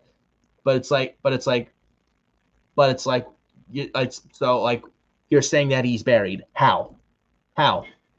Watch the show. How the fuck is that buried? Liking what they're doing with Chad Gable and Bo Dallas. Really good stuff with them. We then go to the next part of the show. We go to Io Sky cutting a promo. Says Damage Control has lost control, so Damage Control has to change. We've been treated with nothing but disrespect. We are world-class talent, and we shouldn't be pushed to the side for the likes of Kaden Carter, Katana Chance, and Lyra Valkyria. But tonight, that changes. Tonight, we push back and show everyone what Damage Control is truly capable of. Change brings destruction of what was, and tonight we will clip Lyra's wings, and we will dance her over Katana and Kaden, because Damage Control has lost control, but tonight we take it back. Leading towards, later on, Io, Dakota, and Kyrie have Damage Control versus Lyra, Katana, and Kaden. But we'll talk about that in a little bit. We then get the next match, Braun Breaker versus Ilya Dragunov. We had some good stuff here. We had Dragunov. We had Breaker landing a high sky release German suplex. Dragunov lands some German suplexes of his own. We have a grilled press power slam by Braun Breaker.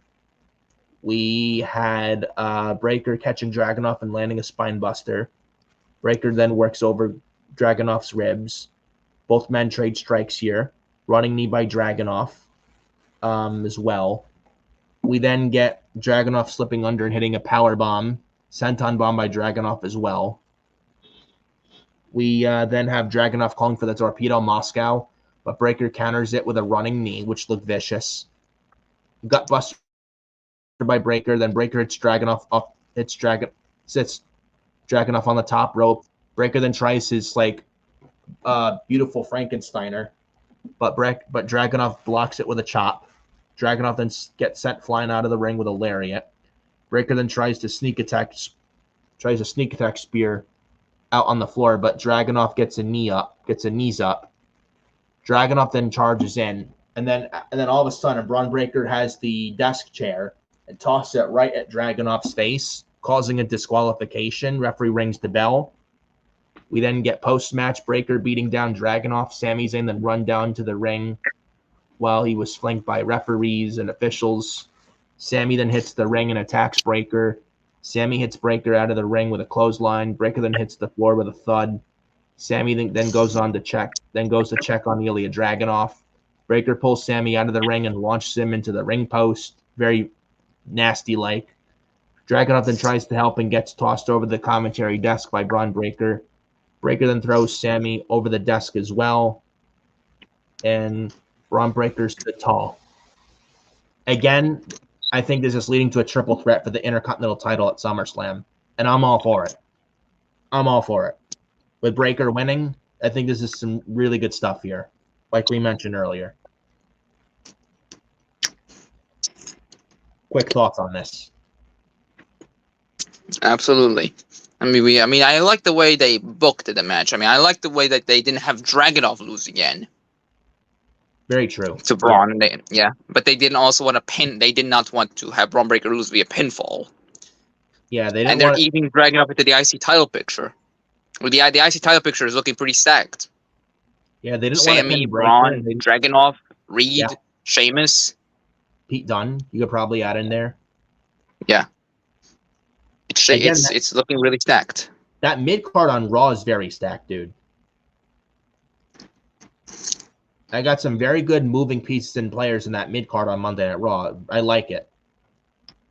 And they continue the Braun Breaker Ilya Dragunov story as well, coming out of how Braun Breaker wrote Ricochet off of WWE. And they're continuing that story with Dragunov and Breaker. So that makes sense, and storyline continuity, and it's I think it's great. And they're continuing the story, which I'm glad they're doing. And now you could have Ilya Dragunov challenge for the second biggest title in the company at the second biggest show of the year. And he hasn't been on the main roster for 6 months. I like it. So I'm sure you probably feel the same way on that. And Triple H he wanted to protect Breaker and Dragunov, and I actually am okay with the DQ finish because neither guy could really be pinned or submitted clean. So I'm okay with the DQ finish. And it works because of Braun Breaker's destruction on Raw and laying destruction to Sami and Dragunov as of late. It makes sense. So, really good stuff here again with Dragunov, Sami, and Breaker. We then go to the next part of Monday Night Raw. They showed some vignette with the final testament saying that the New Day is dead. That Karrion Kross was how they had the little vignette, which I thought was cool. What are your thoughts on this New Day? Do you think they split? Do you think they not split? Do you think Karrion Kross changes them to split? What do you think where this goes? I think they're splitting up the New Day. I think it's time, really. Yeah, the New Day have been around for like 10 years. They've been teaming forever. Yeah, and Big E's still injured. I don't know if he ever gets cleared. I'll be honest with you. It's been over 2 years since he's been injured with a broken neck, and he's still not cleared. I don't think he ever wrestles a match ever again, which is a shame. Which really is a damn shame. I mean, I like Kross's promos. The man is a creative guy. He puts so much time and effort into his promos and storylines. Yeah. I wonder if he makes his own promos, actually. I think he does. I think these are his ideas. Yeah, and he's a very creative man as well. Yeah. Is Karrion Kross. Wait, hang on. He gets it. No. He really just gets it, man, in terms of character and presentation, man. He's spot on with that. Like, the man is a genius, like a Bray Wyatt. Like, the way he just comes off and the presence, the look, and such. But you're saying that you think they break up Kofi and Woods, huh? The New Day. Like, I think so. I think it's time. If they have 2 sets of tag titles, I don't know about breaking up too many teams. I mean, I think they should really have just 1 set of men's tag team titles. But I'm kind of interested to see where this goes as well. Maybe I think they do break up the New Day as well. And Kross, if you paid attention to this vignette, said he beat down Kofi and Woods did nothing about it. I think this leads to a Kofi heel turn. Not Xavier Woods heel turn? Yeah, I think Kofi would make the most sense. It was Xavier didn't save him when Kofi got his arm broken. Kofi can easily blame this on Xavier. Yeah. Yeah. Though, do you have Kofi be heel or Xavier turn heel? If Kofi is not heel, do you bring back the Kofi Kingston that was Kofi before the New Day stuff when he had like the SOS theme and boom boom boom Kofi Kingston? Nah, I think this is a face song.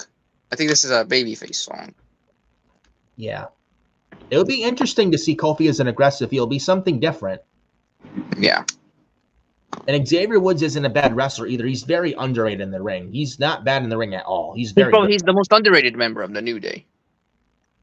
And the only member of the New Day that's never has yet to win the WWE Championship. If you want to push Xavier Woods, a singles guy, I think he could do very well on his own, at least in the mid card for now. Just like Big E did 4 years ago in 2020 when he was away from the New Day, and at the end of 2020, and he won the Intercontinental title, then won Money in the Bank and cashed in on Bobby Lashley, won the WWE Championship. on an episode of Raw in September 2021. That moment he had. I think the same could be for Xavier Woods. I really do, if they booked him right. But interested to see where it goes. I do think they break up the New Day at the end when it's all said and done, though. Whoever is heel, I think either way they're breaking up New Day. It may be time. And I think teams have passed them by, like the Creeds, the Street Profits, DIY. I was gonna say A-Town Down Under, but they're about to break up as well. Austin Theory and Grayson Waller. The Judgment Day. I think the teams have just passed the New Day by, man. I really do. So I wouldn't be surprised if they break up the New Day.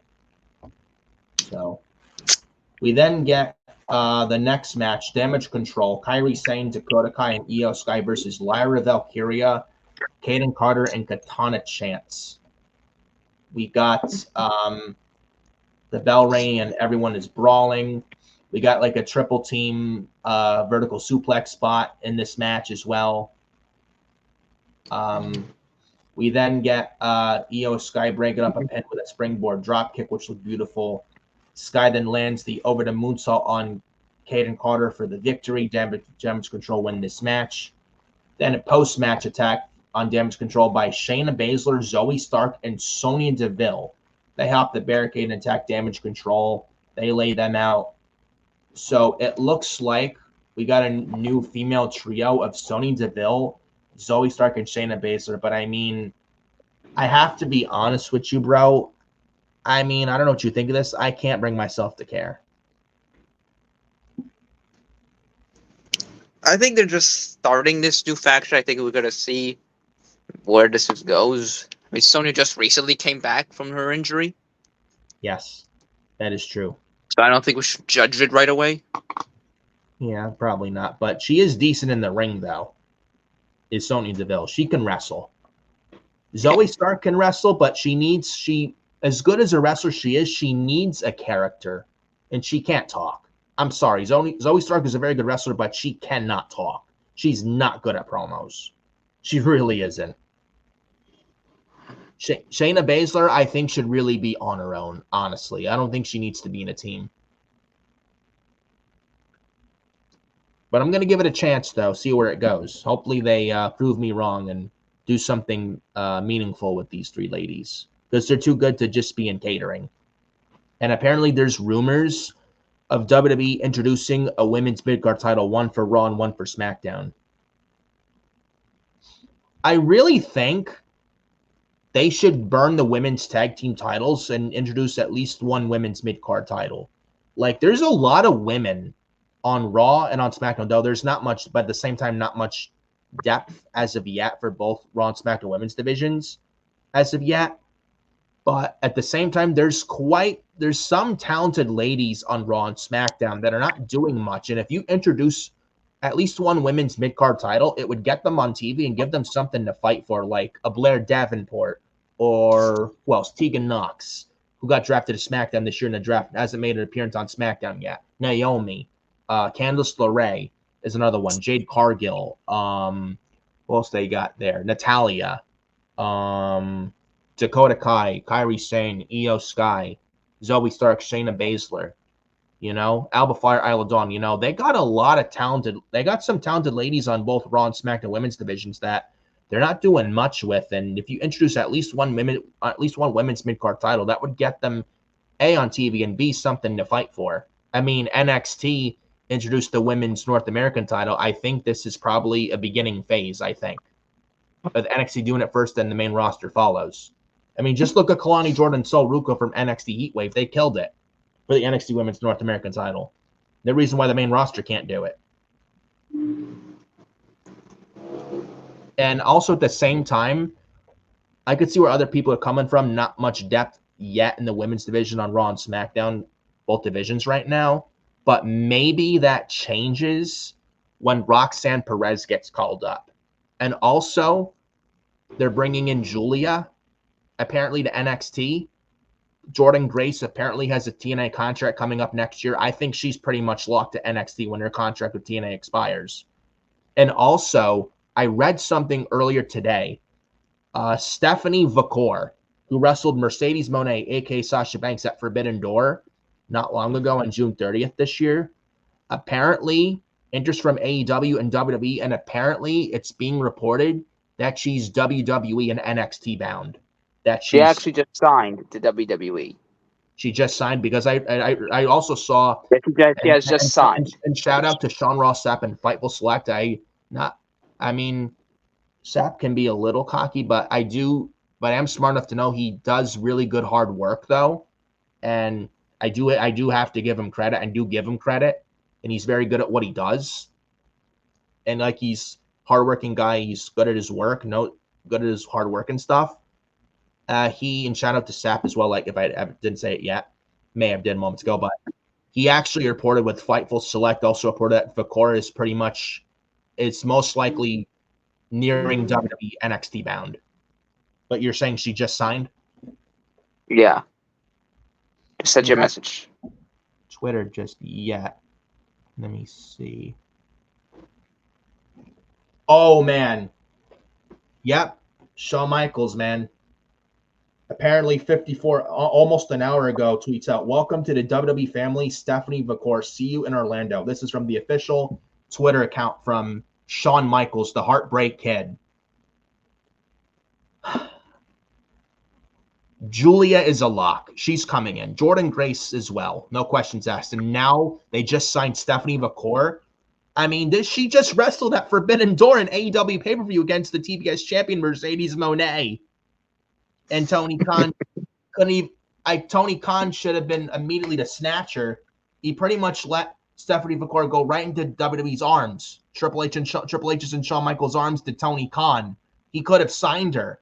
And now she's WWE, and now she's signed to WWE, officially signed. It's not a rumor. No, it's official. And I watched Forbidden Door, and I will say Stephanie Vakor is very good.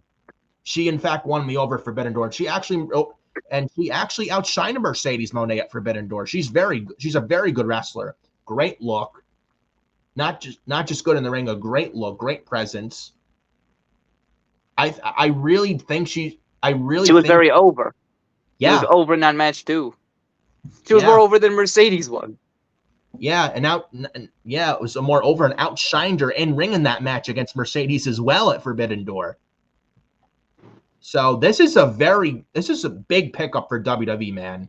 Getting Stephanie Vakor, Jordynne Grace, and Julia, and with them to NXT. I gotta say, man, are they making us starting to watch NXT again? I may have to cover NXT in the show. Who knows? And they're going to this. Speaking of NXT, we talk about a great weekend in wrestling. We saw an NXT episode. Yes. Apparently the TNA and NXT WWE crossover, man. Joe Hendry, and not just Joe Hendry, man. MSK. But the Rascals. Yes, the Rascals. With Wesley. Trey Miguel, Zachary Wetz. Yep, the former Nash Carter. Yeah. Got a Rascals reunion on NXT. And apparently the Rascals / MSK are wrestling Gallus on NXT next week as well in a 6-man tag. I'm looking forward to that. I'm actually going to watch NXT next week. I did watch it also last night, which I thought was a very good show. We also got, like we said, the Rascals, Joe Hendry, teaming with Trick Williams to beat Ethan Page and Shawn Spears last night in NXT. Surely Joe Hendry, no, there's no doubt about it. Joe Hendry's also going to be signed to NXT when his contract's up. He's so good and so over, especially very over. And I do believe in Joe Hendry, by the way. We all believe in Joe Hendry. You believe in Joe Hendry. Do you believe in Joe Hendry? Just say his name and he appears. I believe in Joe Hendry. I believe in Joe Hendry. We all believe in Joe Hendry. So no doubt he's getting signed. I think Josh Alexander as well. Ethan Page is NXT champion, all ego, Ethan Page. And then you got the possibility of Ricky Starks coming in and Hook, Taz's son Hook, and Pentagon Jr., who has an AEW contract coming up this August/September. Then rumors of the Motor City Machine Guns, Alex Shelley and Chris Sabin coming into WWE, man, and then possibly being an NXT first, man. Dude, NXT, I'm not even joking, guys. I may cover NXT on this show. We may have to start watching NXT again, bro. Don't sleep on them. Never sleep Nope. on them. And especially coming out of Stand and Deliver this year in Philly from this past April, they've actually been not bad at all. They've been very solid. Heatwave was a good pay-per-view. Yeah. Some even said it was better than Money in the Bank this year.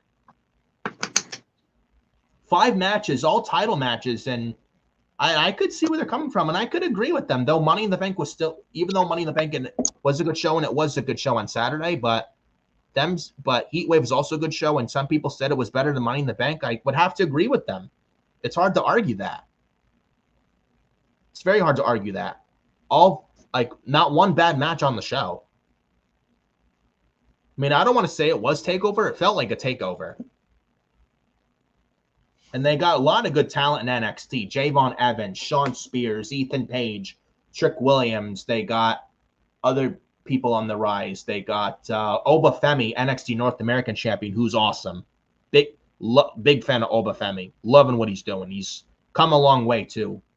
They got Brooks Jensen, Josh Briggs down there. You know? And then this TNA crossover, they got talented people in TNA, too, like Mustafa Ali, Nick Nemeth, a.k.a. Dolph Ziggler, Josh Alexander, Ace Austin, and Chris Bay. Who I think like ABC tag team? Chris Bay and Ace Austin? Yeah. Yep, you got Moose, the TNA World Champion down there. Mustafa Ali with the X Division. I think he's the X Division champion, I think, as well. And you got Nick Nemeth, a.k.a. Dolph Ziggler. You got Matt and Jeff Hardy there. You got a lot of good other talent there, too. Speedball Mike Bailey is another one. Hammerstone. They got the Knockouts division like Danny Luna, Zaya Brookside, Killer Kelly, Kylan King is another one. Alan Angels, I think, is down there. Eric Young's down there. They got Rhino. They got Rich Swann. They got Fandango down there. Just like NXT, TNA's got some pretty damn good talent down there. And I'm really liking this partnership and crossover with NXT, with WWE and TNA. And it's made NXT, and it's actually made NXT very interesting as of late. It's made it must see. Especially when Jordan Grace came out and confronted Roxanne Perez before NXT Battleground, which I thought was freaking awesome. And Jordan Grace is great. I was at the Rumble live in January when she was in the Rumble. Man, she was very impressive, man. And her contract's with TNA's coming up this January. Don't be surprised. In a Raw review. What? Or in a Raw review. Yeah, we're talking about NXT. But enough ramble about they NXT. deserve praise, I will say. Well, they deserve praise. We could talk about them, we could keep continuing talking, but for another day. Absolutely. But moving on. Getting a little too carried away. But we then go to the next part of the show. We talked about Damage Control, and we got Sonya Deville, Zoe Stark, and Shayna Baszler. They were interviewed backstage, apparently. They're interviewed by Jackie Redmond. They say that they are here to run the entire women's division, and there's nothing anybody can do about it. Then the Unholy Union appears, and they say that they can all run their mouths, but as long as they're the women's tag team champions, they say that they run this division. And then that was that. We then see Chad Gable having a conversation in the background with the Creed brothers and Ivy Nile, which we mentioned earlier in this video. We then get announced for Raw next week. Damian Priest will have a face-to-face with Gunther, so that should be very interesting. That should be very good. We got Sheamus battling Bronson Reed, should be a banger, and plus the return of Drew McIntyre from his suspension. Speaking of Gunther, we had a really nice promo video package of Gunther highlighting his career highlights when he was in NXT UK as Walter, his reign as NXT UK champion, then when he was Gunther in NXT, then when he was on SmackDown as Intercontinental Champion and Raw's Intercontinental Champion, him breaking the Honky Tonk Man's record, becoming the longest reigning IC champion in WWE history, talking about his victory for this year's King of the Ring, and how he's going to beat Damian Priest at SummerSlam and win the World Heavyweight title. Really good stuff here, man. Really, really good stuff. Thoughts on this, real quick? Yeah, Gunther, he looked like a menacing threat. Yeah, he was good as Walter. He's even better as Gunther. Yeah, it made him look like a menacing threat. The video package, the way he speaks, was very intensifying. Yep. He has that monster heel feel to it. Absolutely, man. He looks unbeatable. He feels unstoppable. Yeah. And he is gonna be the next world heavyweight champion. No doubt about it. Absolutely. He's not going into SummerSlam and walk. He's not going into he's not gonna go into SummerSlam and not walk out the world champion. He is winning. That title is Gunther's come SummerSlam. Mark my words. There's no way Priest is retaining at SummerSlam. He's going to put up a good fight and a good effort against the Ring General, but in the end, Senor World Champion will fall to the Ring General, or the Ring General is how you say it. I think the Ring General. And Gunther, when Gunther does win the world title at SummerSlam, expect him to have at least a year. At least expect him to hold that world title for at least a year. And if people are not on board now, they better get used to it, because it's going to be. And you know what? I'm going to love every single minute of it, bro. And I know you are too. I mean, he held the NXT UK title for a long time. He held the Intercontinental title for a long time, brought prestige to both those titles. You don't think he's going to bring prestige as well to the World Heavyweight title? If you don't think he's going to do that, I don't know what you're smoking, and I don't know what you're thinking, man. The mat is sacred. Yes, the mat is secret. That's how you got to do it, bro, like Gunther says. But looking forward to Gunther and Priest, and Gunther being crowned World Heavyweight Champion at the biggest party of the summer in Cleveland at SummerSlam. So then we get the main event, the mixed tag team match. Liv Morgan and Dominik Mysterio versus Zelina Vega and Rey Mysterio. We had one spot in this match that was not PG. Liv Morgan was seated at the bottom turnbuckle in the corner, and Rey, I think, dropkicked Dominik into Liv Morgan. And yeah, it's not PG. Let's just say it's not PG. Yeah, let's just say. Yeah, and Liv Morgan smiled at it. Definitely not PG at all. So, and Raw's going to Netflix, man. You're starting to slowly see Raw pushing the envelope a little bit, with them going to Netflix next year and such too. Just throwing that out there as well. We got also with this match as well. I'm looking at my notes here. We got Vega diving off the apron, catching Morgan with a Meteora. Rey diving off the apron as well and flattening Dominik as well with a seated senton. We go to commercial break. We got, after the break, Dominik working over his father. Dominik then tries to rip Rey's mask off. Rey manages to tag in Zelina Vega. Vega lands a flurry of strikes, followed by a Meteor off the top rope. Vega then tries Code Red. Liv Morgan, however, avoids it. Three Amigos by Liv Morgan. Morgan then tries Oblivion, but Vega counters it by hooking the ropes. Double clothesline, both women are down. Morgan and Vega then both tag out at the same time. We then get Rey sending Dominik flying with a head scissors, seated senton by Rey Mysterio. Dominik tries a sunset flip, but Rey rolls through and lands PK. Springboard moonsault by Rey. Dominik kicks out. Super kick by Dominik. Then Dominik tries the three Amigos. Rey puts the brakes on it and sends Dominik into the ropes. Dominik blocks Rey Mysterio 619. Vega then sneaks in and hits the 619 to Dominik's gut. We then had Rey landing a splash off the top. Morgan breaks up the pin. Morgan then sends Vega to the ring steps. Rey sets up the top rope Hurricane Rana. Morgan slides a chair into the ring to distract the referee. Morgan crotches Rey on the top rope. Rey falls to the mat. Dominik then lands a frog splash. And Dominik pins Rey Mysterio, his father, 1, 2, 3. And Dominik and Liv Morgan win this match. And shame on Dominik for pinning his father.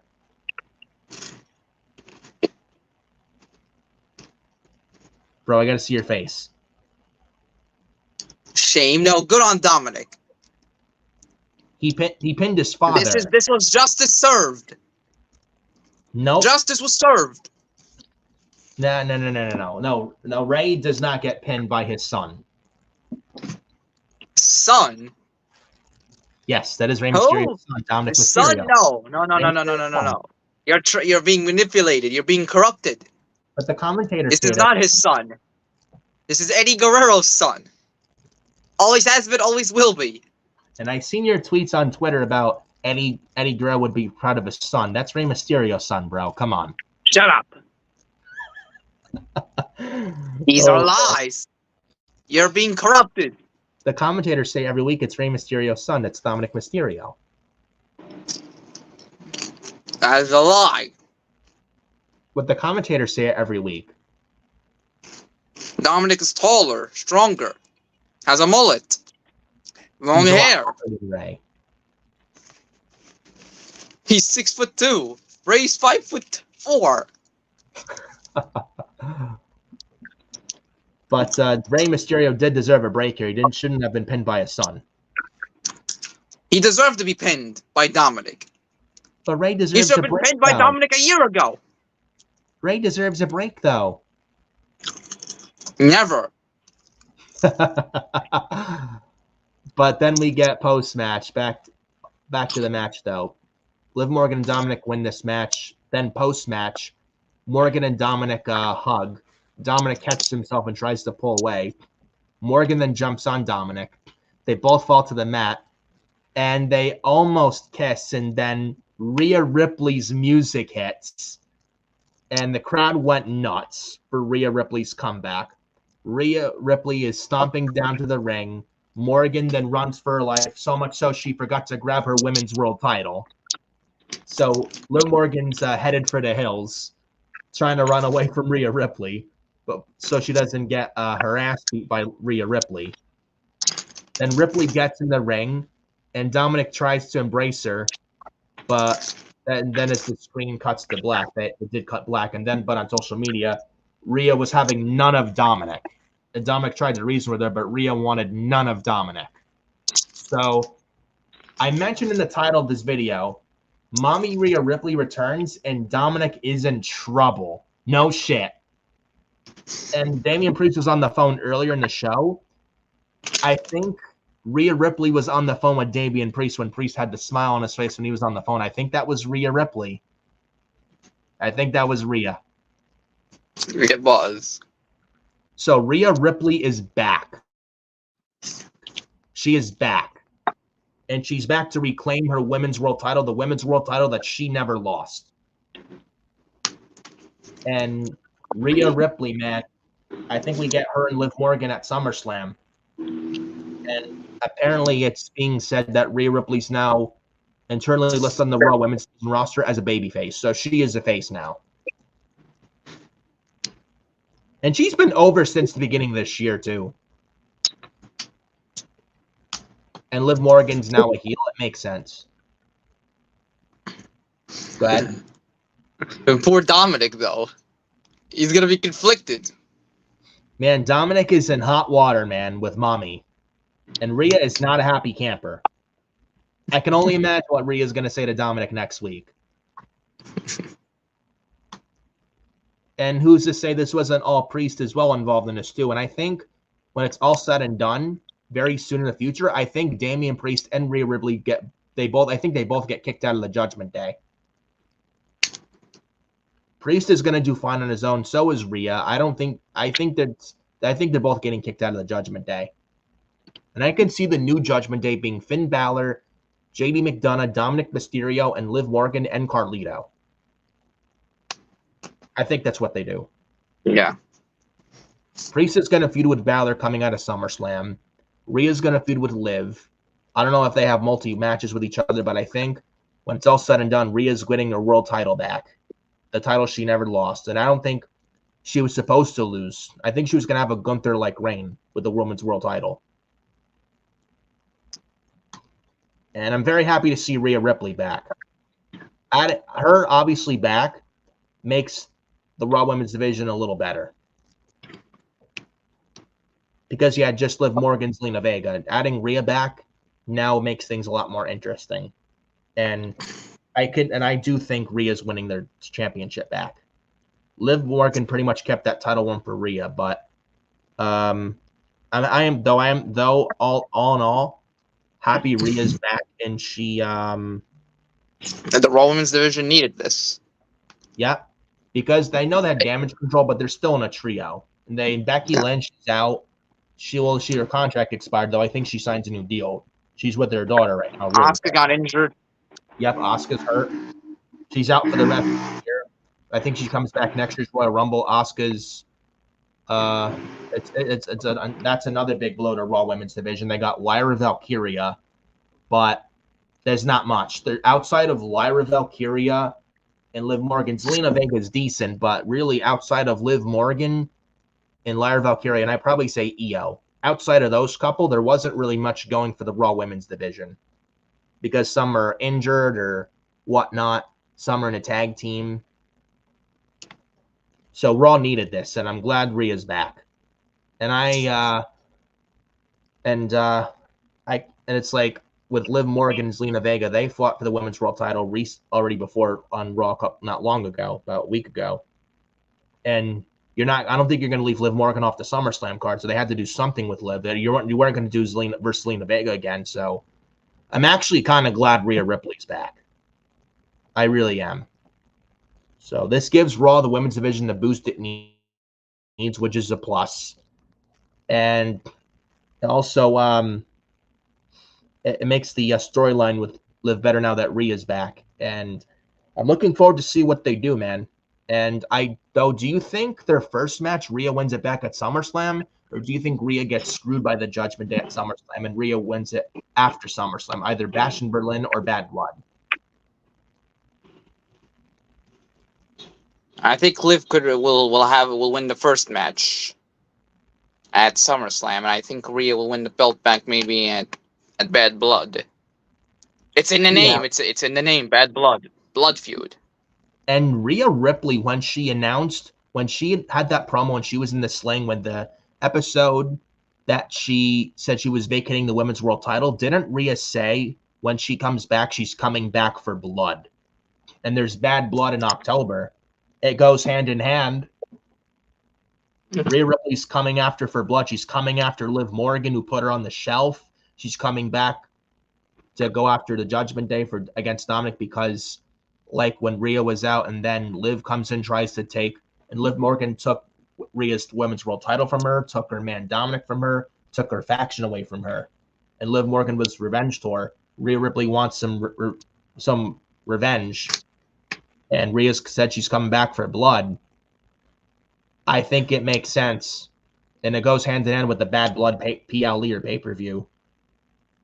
And not just Dominik's in trouble, but Liv Morgan's in trouble too now that Rhea's back. And I think it makes sense. I could see Rhea and Liv at SummerSlam, but Rhea gets screwed by Dominik. I think at least Dominik costs her the title, leading to another match either at Bash in Berlin, or I would say probably a second match. I don't think they need to be on Bash in Berlin, though. I would save probably the second match between Rhea and Liv, with Rhea winning the belt back from Liv at Bad Blood. I think that's the way to go about it. Yeah. And you have some kind of stipulation. Yeah. I want to do Hell in a Cell. You get Drew versus Punk on that show. Inside the Cell. Yeah, maybe you get Cody versus Randy for the WWE title.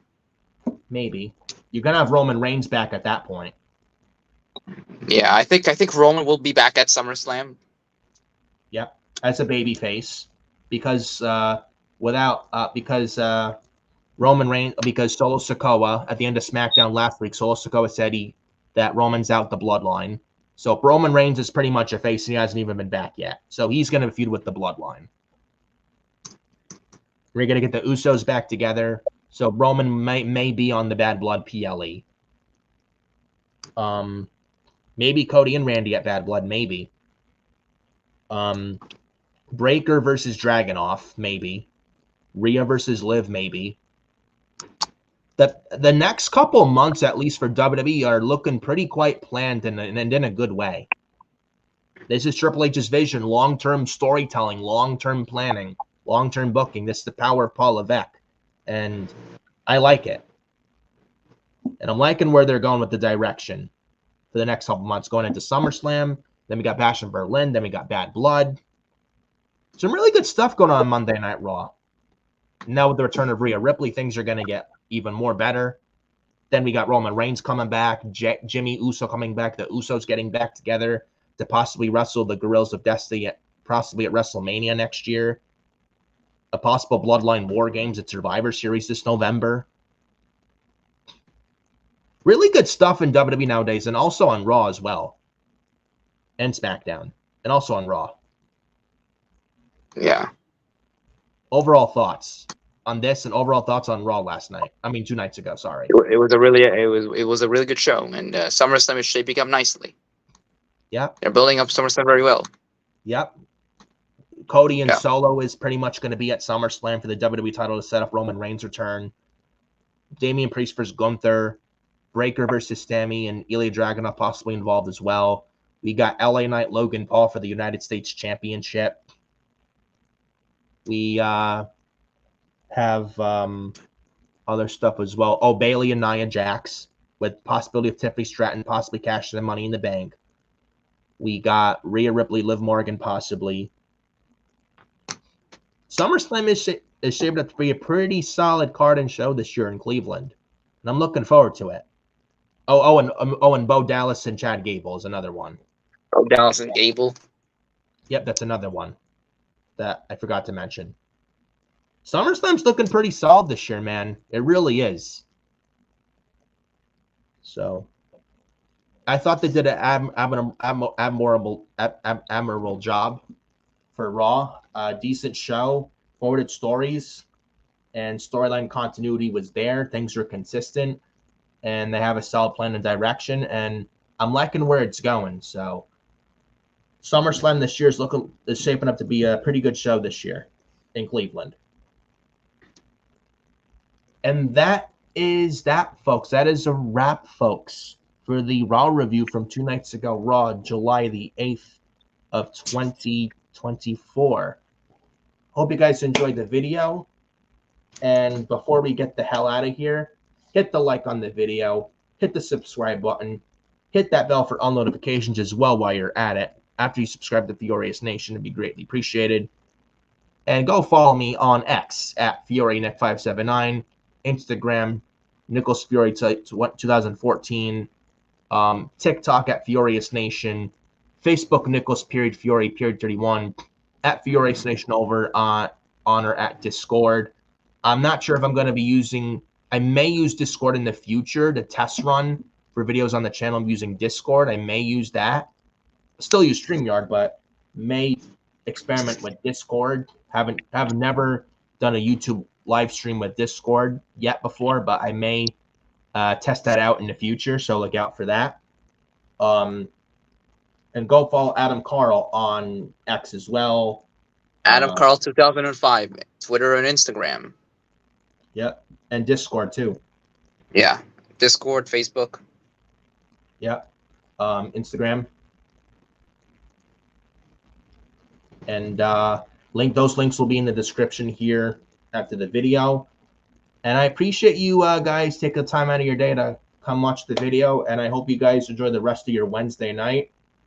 And I know we got AEW Dynamite coming up tonight as well at 8 as well. And I appreciate you guys again joining me for the video. And I love and appreciate every single one of you. And I will see you next time here on the channel. We got SmackDown coming up in 2 nights. The SmackDown after Money in the Bank. The SmackDown side for the SummerSlam build should be pretty good as well. With Solo Sikoa, Cody Rhodes, and LA Knight, Logan Paul, at least those ones. Bayley and Nia Jax. We got Tiffany Stratton as Miss Money in the Bank with Tiffy in the Bank.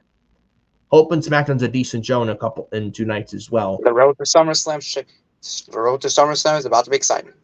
The road to the biggest party of the summer, the second biggest show of the year, SummerSlam, which hasn't felt like the biggest party of the summer in a long time.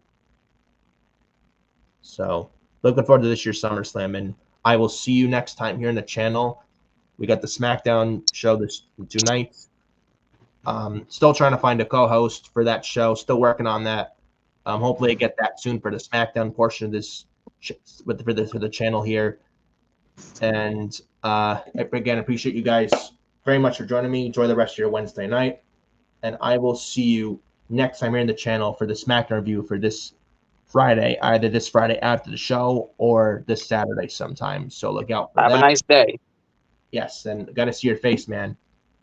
Got to see it for the audience. We will talk to you guys later. Peace.